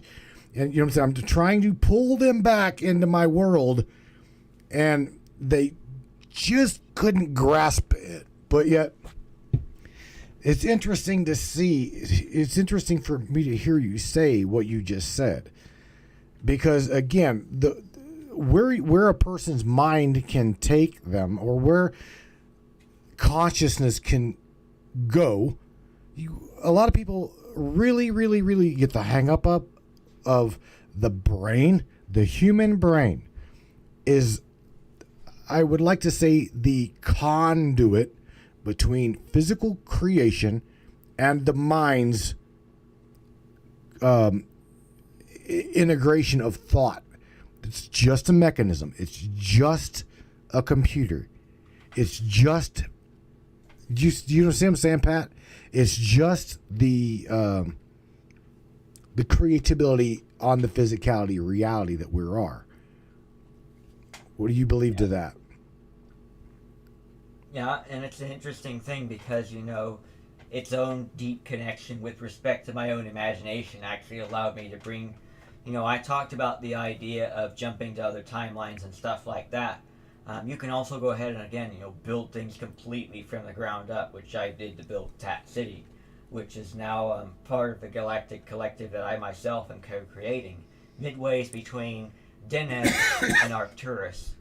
And there was quite the amount of consciousness that came together, bringing that to fruition in all the different ways that it did, from, my own, essentially the culmination of all the different facets of my higher self, and to an avatar of wisdom filling in the gaps for things that I did not know on the level of my own mentality, as I basically pilot the instant manifestation of this.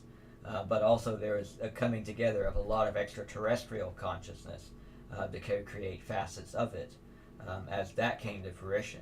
It's some place that can be visited in the astral state, but also a place that can be visited, in a more physical or tangible way. And it's actually a great hub for beings all over the galaxy. It has since expanded quite a great deal into a lot of different things. There are different centers that I myself have built there, but there are also things that other beings in the galaxy have also built.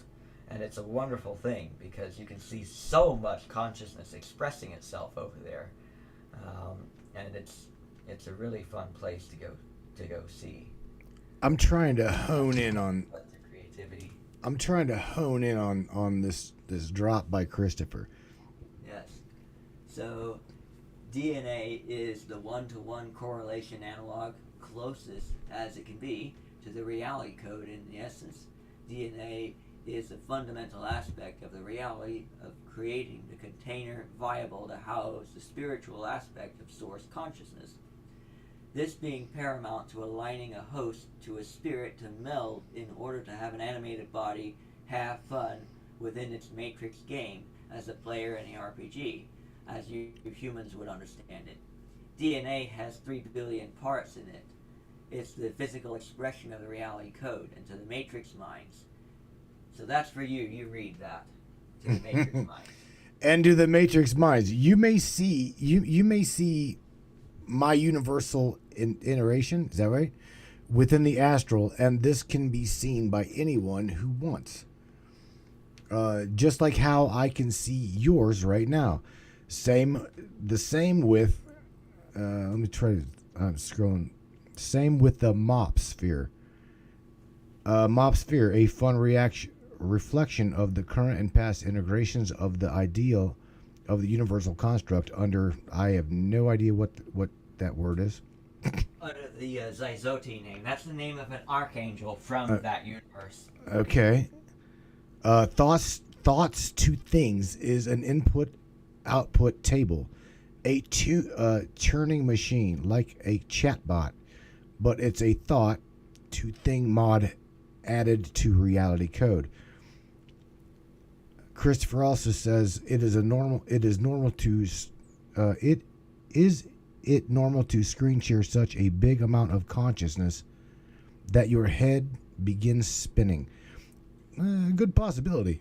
Yeah, cognitive overload and stuff like that. I've had that happen with RDIF, and I've had to go ahead and rework my own consciousness a little bit. And I will say, it'll be a lot harder for RDIF to cognitively overload me now, because now I've actually put the Type 1 puzzle together pretty well. It's not finished. It still needs a little bit of work. But before, like as he would share something, I would have a mental response to part of it, and then he shares more, and I'd have a mental response to that. And I can't keep track of 5 different mental responses to the same thing. Right. I stall in the middle of one sometimes, as you experienced.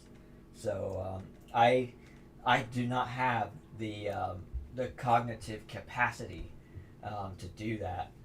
I might be able to set myself up to where I do, but it's really better for me to go ahead and respond in parts where I can go ahead and re-listen to something, because a lot of it is my own short-term memory, remembering all of that together combined with the responses.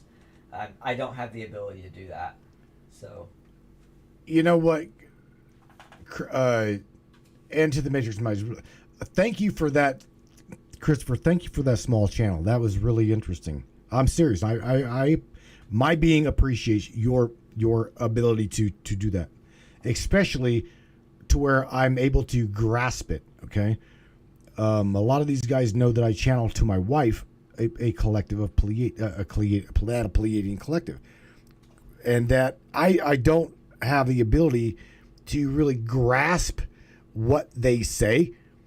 So whenever my wife tries to record it on the phone, number one, it doesn't record. Number two, it's garbled, or number three, it just you can't understand it. It is so high of a teaching to where I try to understand it. I try to bring it into my formal reality here to grasp it, but it's very hard to do that. What do you got, buddy? What do you got?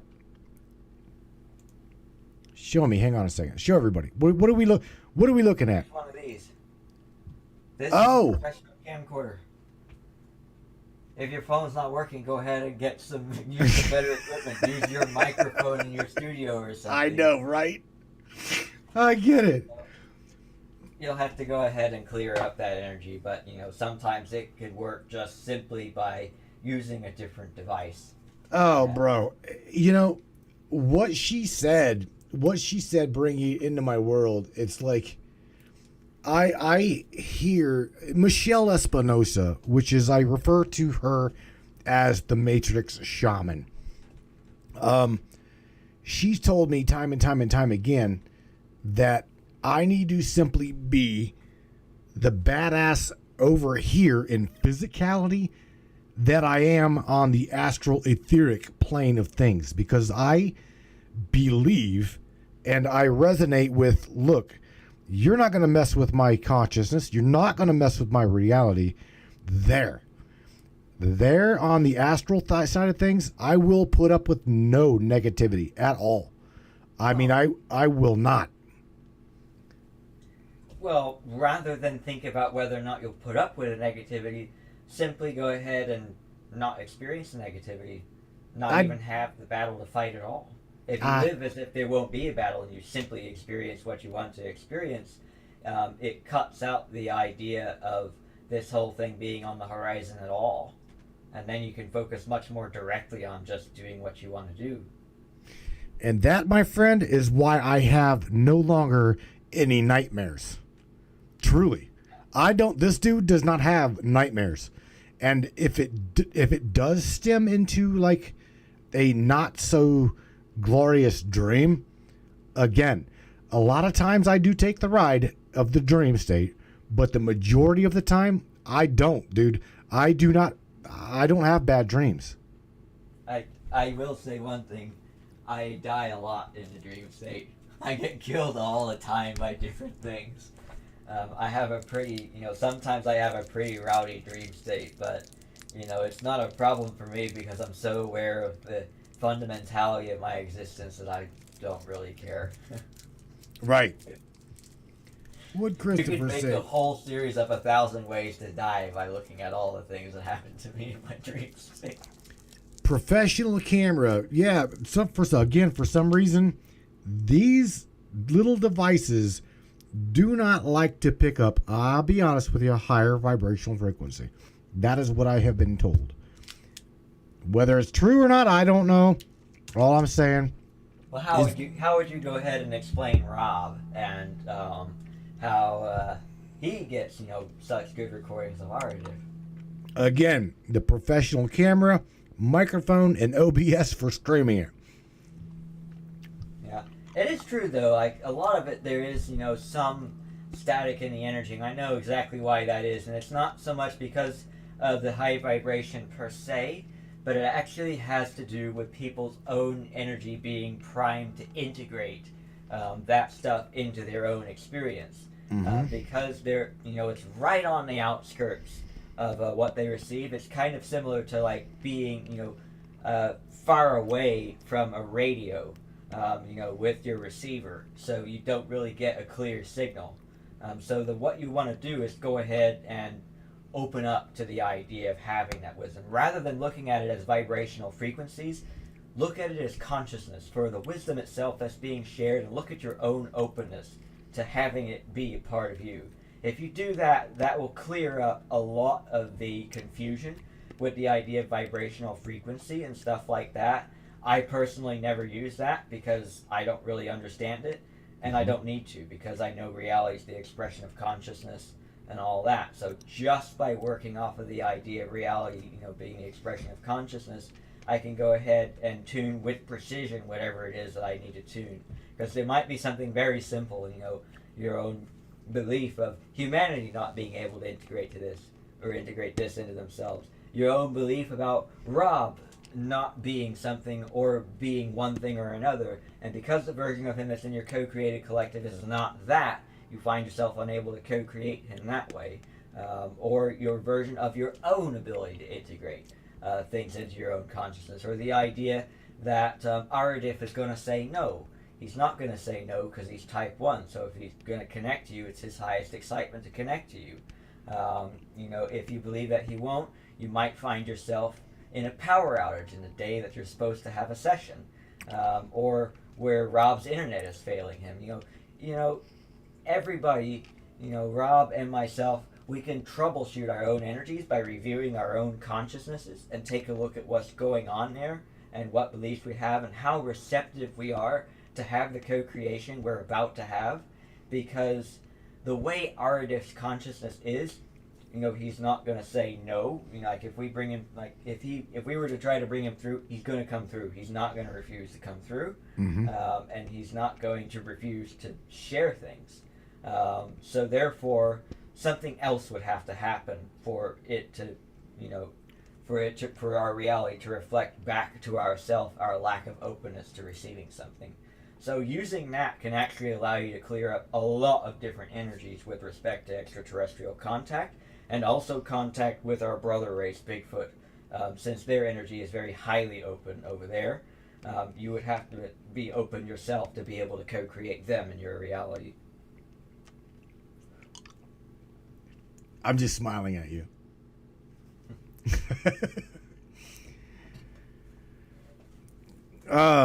I'm reading what Kara is responding to.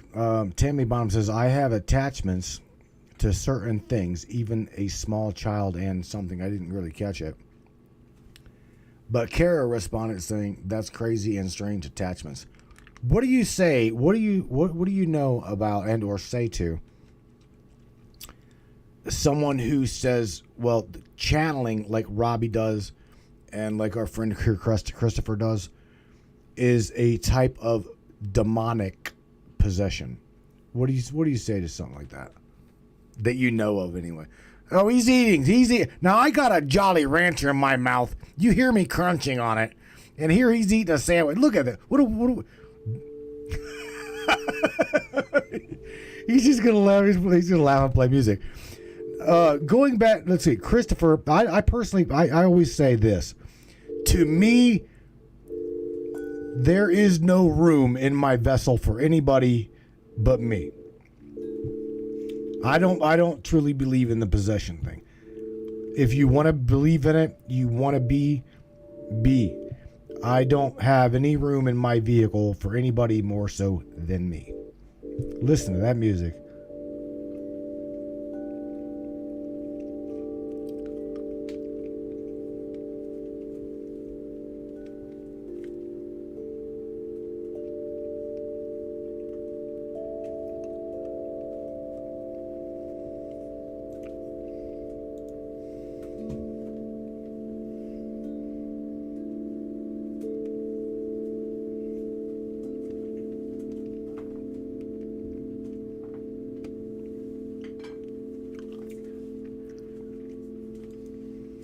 I guess I got my answer, didn't I? I could answer it a little bit verbally too, but again, it's your own sovereignty and your own. It has to do again with what you choose to co-create. If you carry enough fear of losing yourself, you might be able to co-create that. But again, it's all the expression of your own consciousness and what you yourself can co-create. I myself, with my own consciousness where it is, would not be able to co-create demonic possession in my reality. So, but again, read your own consciousness. You can see if it's laid out for that, and you can go ahead and also work with it and all that. You would have to carry a significant amount of fear to be able to co-create something like that. So. Andy Cassidy, at first I thought it was my phone ringing. I should actually call that old hillbilly, bro. I should call him. You know that? I don't even know if I can get it to work. Let me try something. Let me just try something here. I should call him. I should force him to talk. I call it myself. I call it war dialing. I'm war dialing you, Andy. Nobody's calling the Twister, so I'm going to war dial Andy Cassidy. All right, that's what I'm going to do. Let me see if I can't war dial you. There it is. Shalanima is explaining it very, very well. What is that? Yeah, there's Shalanima explaining it right there in the chat. Let me go over and see what she said.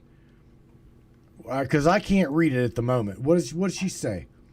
There's nobody needing to worry about war dialing or stuff like that. I mean, we'll have what we need when we need it. No, what did Christopher drop? No, read it, because I can't see it. Scroll up a little bit. Oh, scroll up. Right there. There it is. That's it. All right, I got it. So Shalanima says, possession is the fear of losing control of an experience of some entity or external to you being more powerful than you. Really, it's you, afraid of your own power. The true mantle of source is not possession, but a more so collaboration of consciousness, ideological exchange. What you do not know, I provide for your growth, and vice versa. Higher self reflecting the lower self back to itself. Mm-hmm. The rest, if you don't have wisdom integrated into your own lower fractal consciousness, your higher fractal consciousness, has it, and you can go ahead and learn it directly from your higher fractal consciousness in the form of someone sharing it with you. Or you can go ahead and figure it out logically, or you could tap into your own heart and get it straight from source itself. There are lots of ways of integrating wisdom into your own experience. Let's try this. Let me try to do this. I don't know. Again, I don't know if it's going to work or not. It might. Let me just try this. Let's see if we can't get Mr. Andy Cassidy. I'm war dialing Andy Cassidy. Can you guys just hear that? Yeah. Let's see if you can hear him. See if this will work. Hello? My, oh my. Mr. Cassidy, can you hear me? Yes, sir. Twister, can you hear Andy? I sure can. Yes, sir. Andy Cassidy. You know Hello, what? Twister. Hello, Andy. You no longer just gotta any question that you've got, Andy, you don't have to worry about scrolling back tomorrow and rewatching the broadcast. Welcome to the Matrix Minds, Andy Cassidy. First time caller, long time listener. Ding, ding, ding. Okay. But you're having the great attack of the pocket comb. I put that out there. I know. You're picking on me. Messing with you. You're picking on me, bro. Hey, well, you pick on me. I do. You throw me under the bus all the time.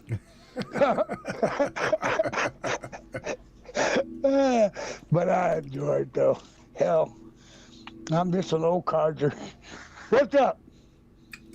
You got any? I know that your mind is going spinning. Oh, it's going too. All right, what's on your mind? What's on your mind, bro? What's on your mind? He was talking about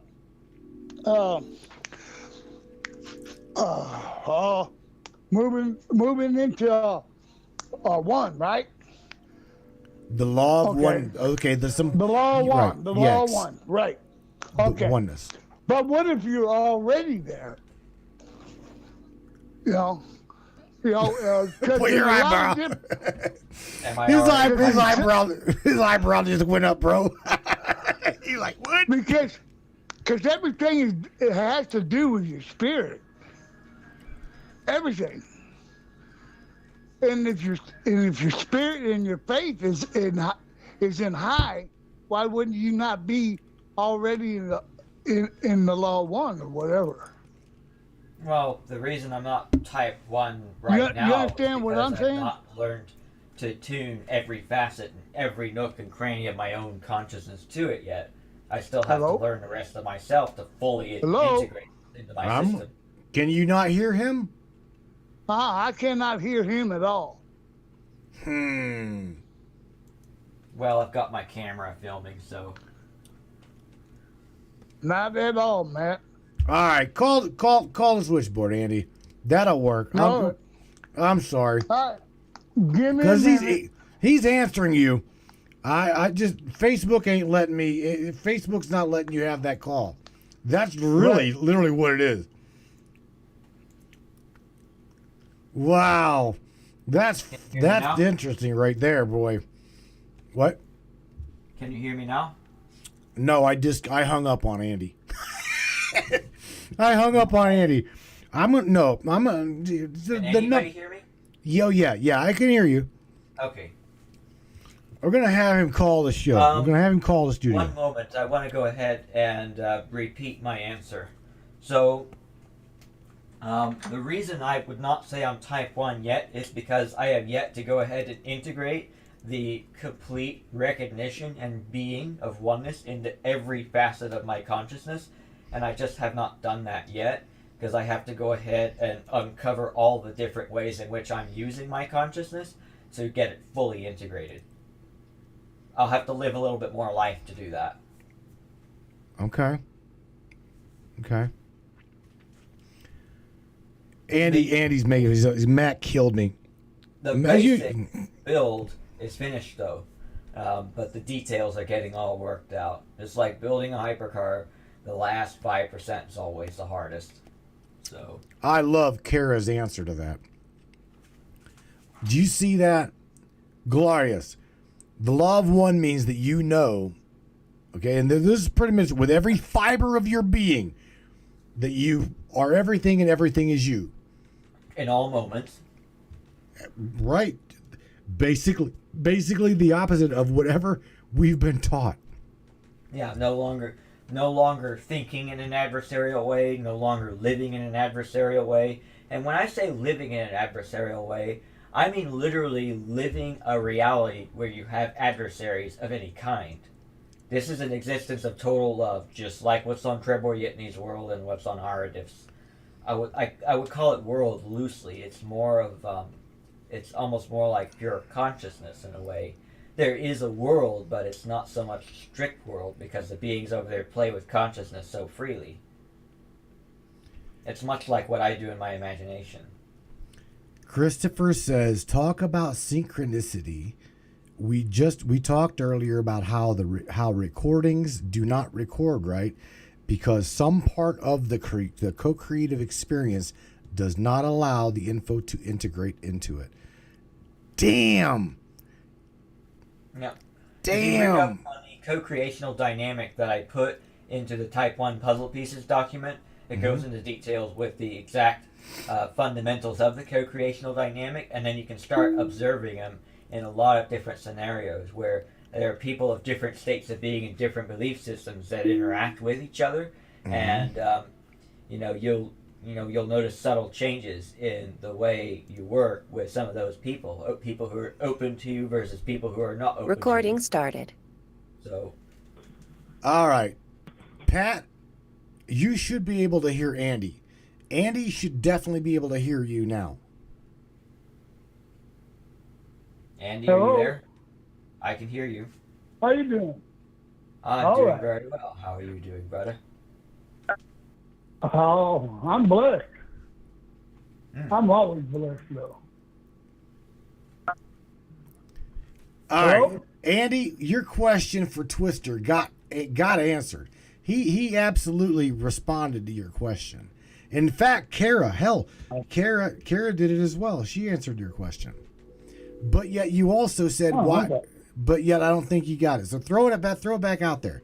Throw your question out and let him. You want to hear this. You definitely want to hear this.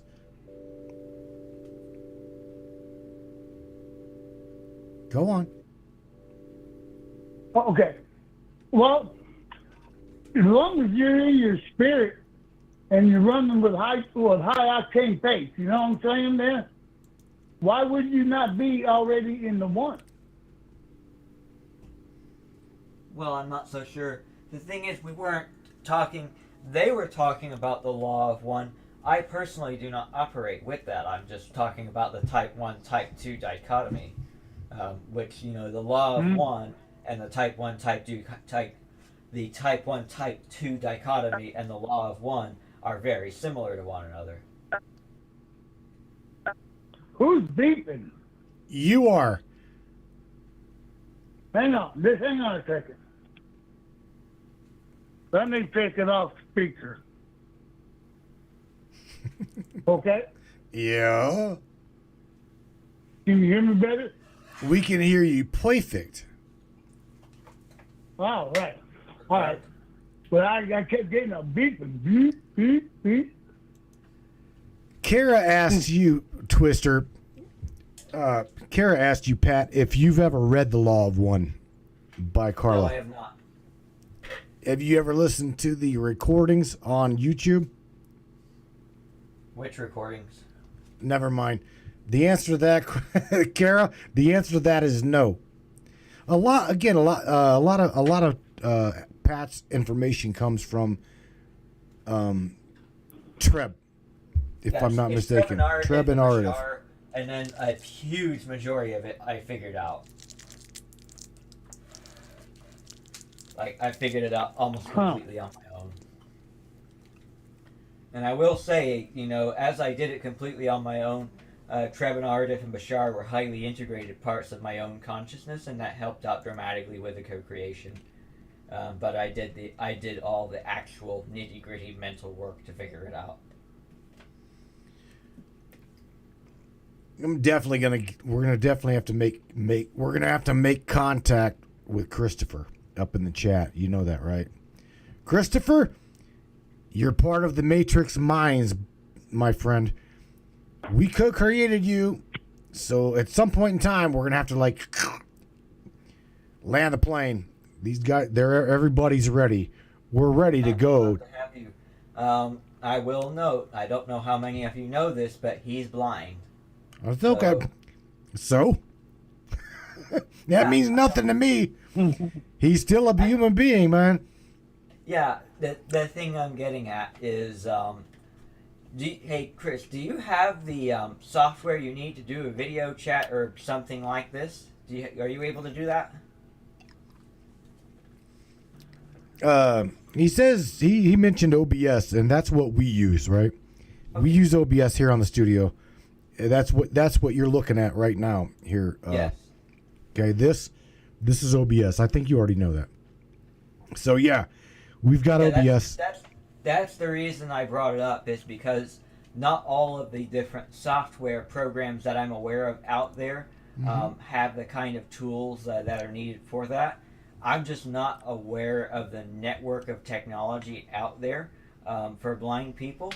So, I didn't know if we needed to go ahead and set up something special so that he could do this, but he may have already sorted that out. He's very, very resourceful. If it really, if he needs me to help him, you to help him, we'll definitely get him whatever help he needs. If as long as I can help him with it, then I would absolutely love to do that. Absolutely love to do that. What is that about, man, where you can work with the blind with that? No, Christopher. I'm looking at it. He's like, are you talking about video chatting idea? He's like, I don't have OBS. Screen recorders, I do not work with all streaming services. No, Christopher, all I'm saying is to have you as a guest here and to share with everybody on your own, just like Adam Twister here right now. He's on video, okay? But you can very much so just call the Matrix of Minds here. You know what I'm saying? Just call it if you wish, and we could literally have an audio interview with just you one day. Because I would love to look at him laying that Twister. He can't Chris just call the show, says Kara. He can. He absolutely can.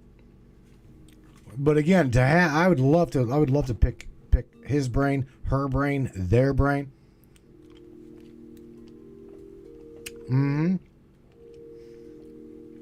Andy, what did you find? What did you find most interesting about tonight's discussion? Well, the whole thing was very interesting to me. Yeah. I'm just going to rewatch it again so I can get a bigger grasp of it. Now, later on, Oh, you know, because wait. I might have missed something or something else. You know, I just might have missed something in there, you know. By the But I way, got up folks. to getting it. Huh? Okay, by the way, folks, so when the show comes to an end, if any of you have any questions you would like me to go ahead and answer, I am on YouTube. I am not on Facebook, so go ahead and post those questions in the comment section down below on the YouTube stream. I would love to go ahead and answer any questions that you have. Guys, I had no idea that we had already come to 2 hours.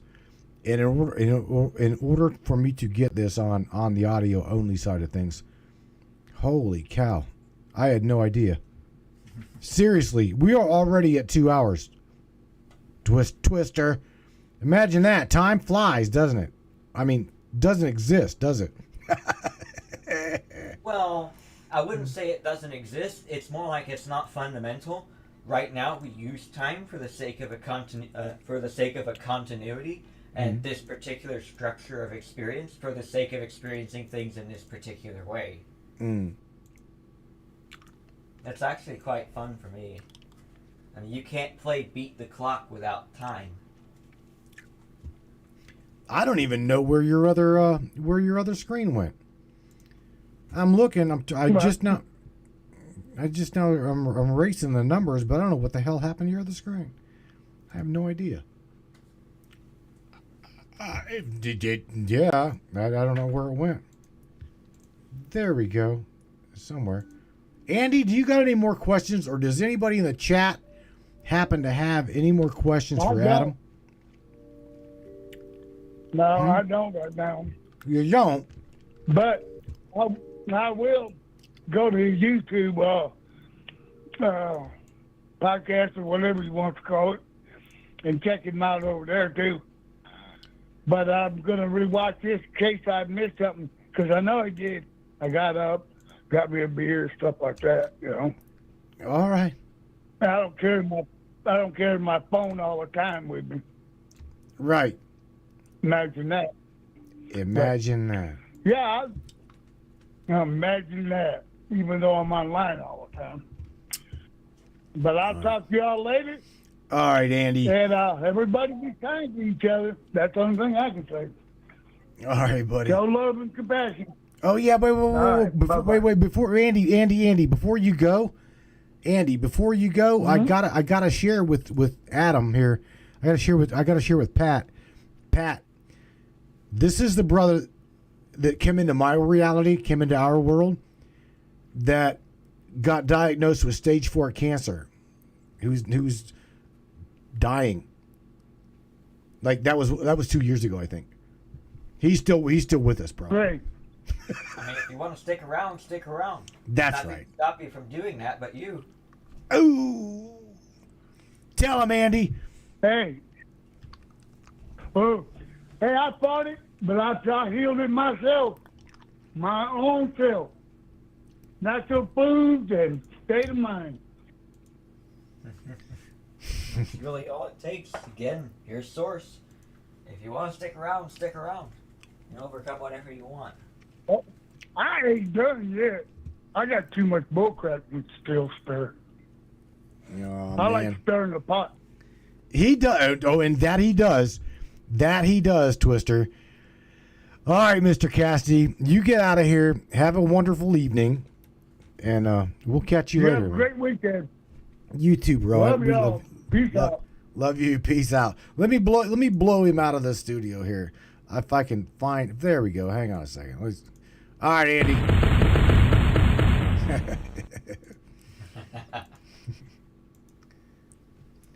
All right, Adam. Mr. Pat. Yep. Look, nobody comes on this show, bro, without saying something positive to humanity, and I know you've got something in you. I know you've got some positivity to share with everybody on your own Let me go to the screen. Look, you were a blessing to have here tonight. For real. You, in the chat, Christopher, was Shana Mal? Why don't you go ahead and... What was her Why don't name? you go ahead and turn off your music and let me play mine. All right. What was her name again? What? Shalanima. There you go. Absolutely glorious to have the both of you guys. Christopher in the chat, Adam Twister over here on the broadcast. Again, welcome to the Matrix Minds, everybody.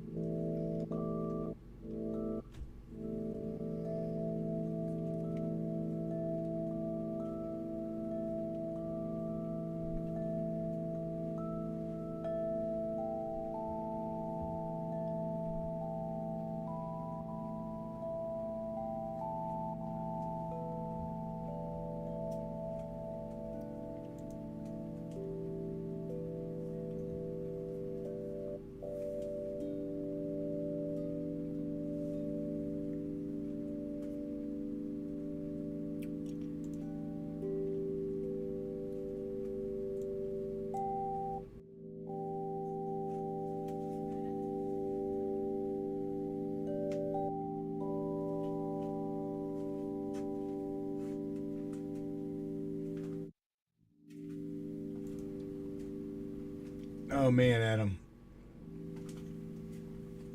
My tornado friend. It has been absolutely a pleasure to have you here. I am not kidding. We have so enjoyed this evening, bro. I've enjoyed it a lot. Good.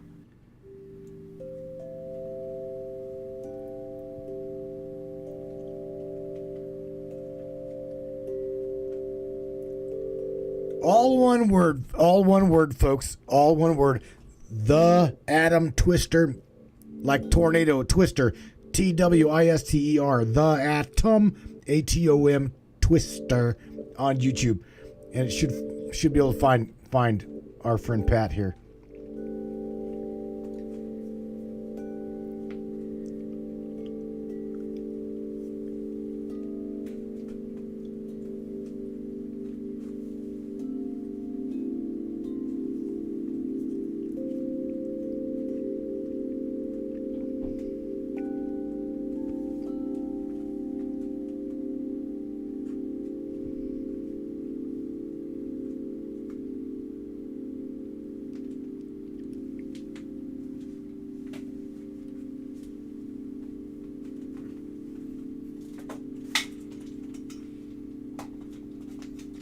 Let me have it, Pat. Come on. Let's go. Sounds pretty, man. Keep going.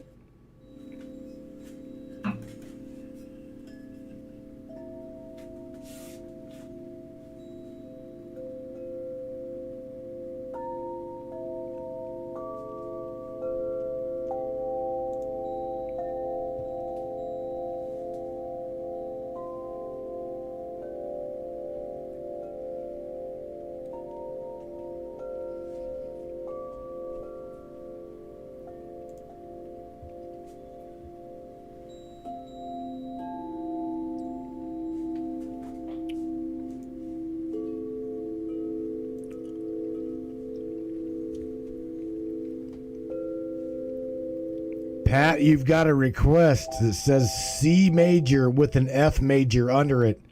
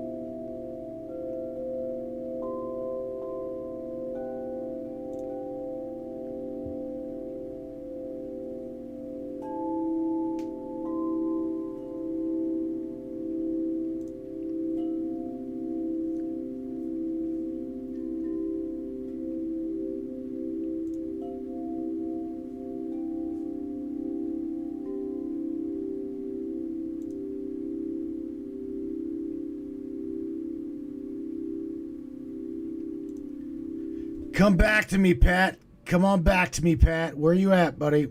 Come on back to me. All right, we gotta go. I hope you say goodnight to everybody. Again, beautiful, beautiful tone, man. And being here, being my reflection and expression, you've helped me to uncover a lot of new parts of my own self that I had not uncovered before. And in co-creating me growing, you guys have grown as well, and you guys have also grown elseways in your consciousness as well. And so I congratulate you for that, and thank you for helping me with my own growth. Pat, thank you again, man. We will have you back. We'll have you back.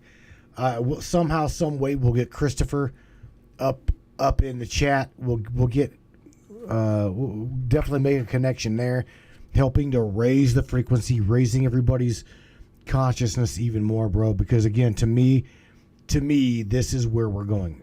Okay, love wins. I think I seen somebody in the chat drop love wins. It's not even that love wins. Love is the foundation of all creation. That is the way I personally see it. Without that, the love to create, we wouldn't simply be. So there's a creation method, and that methodology is love. Do you agree with that? That's one of the type 1 puzzle pieces, in fact. Puzzle piece found, bro. We're on the same page.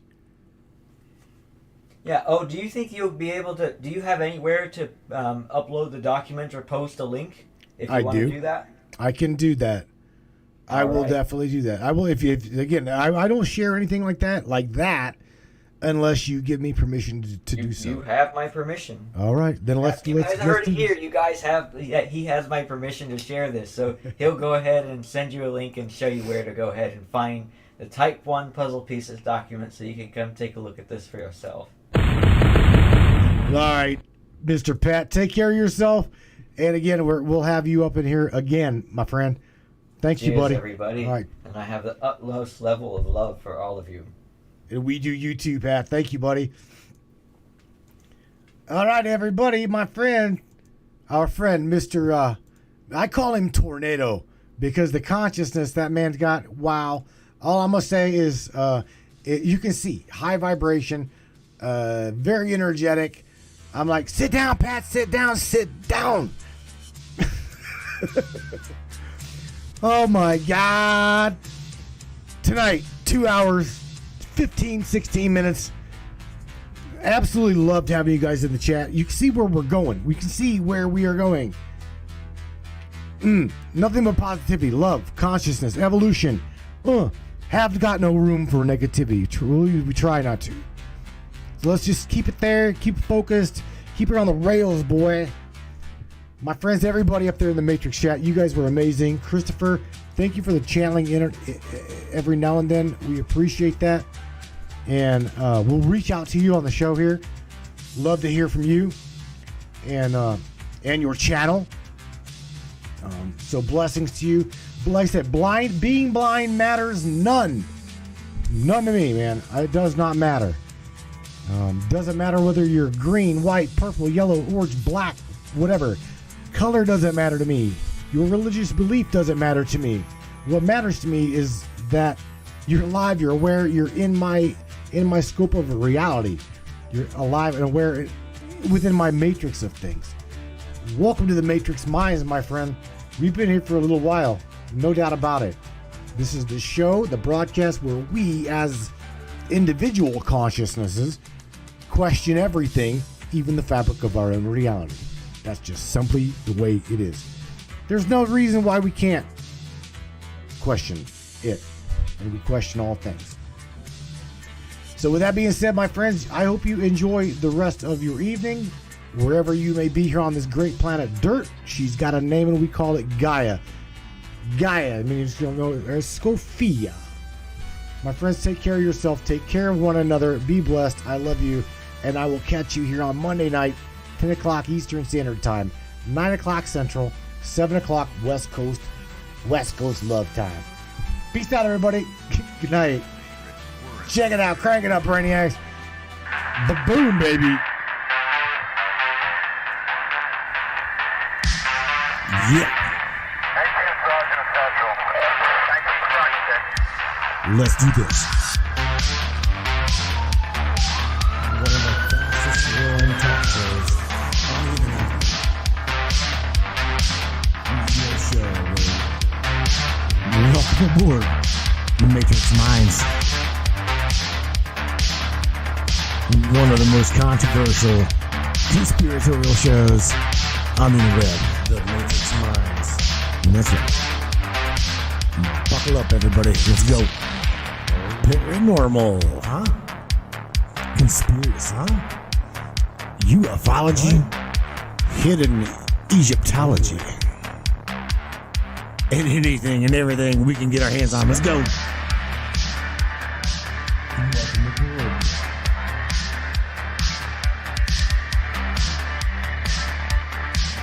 The Matrix Minds. The Matrix Minds. Your show. You take the blue pills, the story ends. You wake up in your bed and believe whatever you want. You take the red pill, you stay in Wonderland. And I show you how deep the rabbit hole is. All I'm offering is the truth. Stay in Wonderland. All I'm offering is the truth. Stay in Wonderland. All I'm offering is the truth.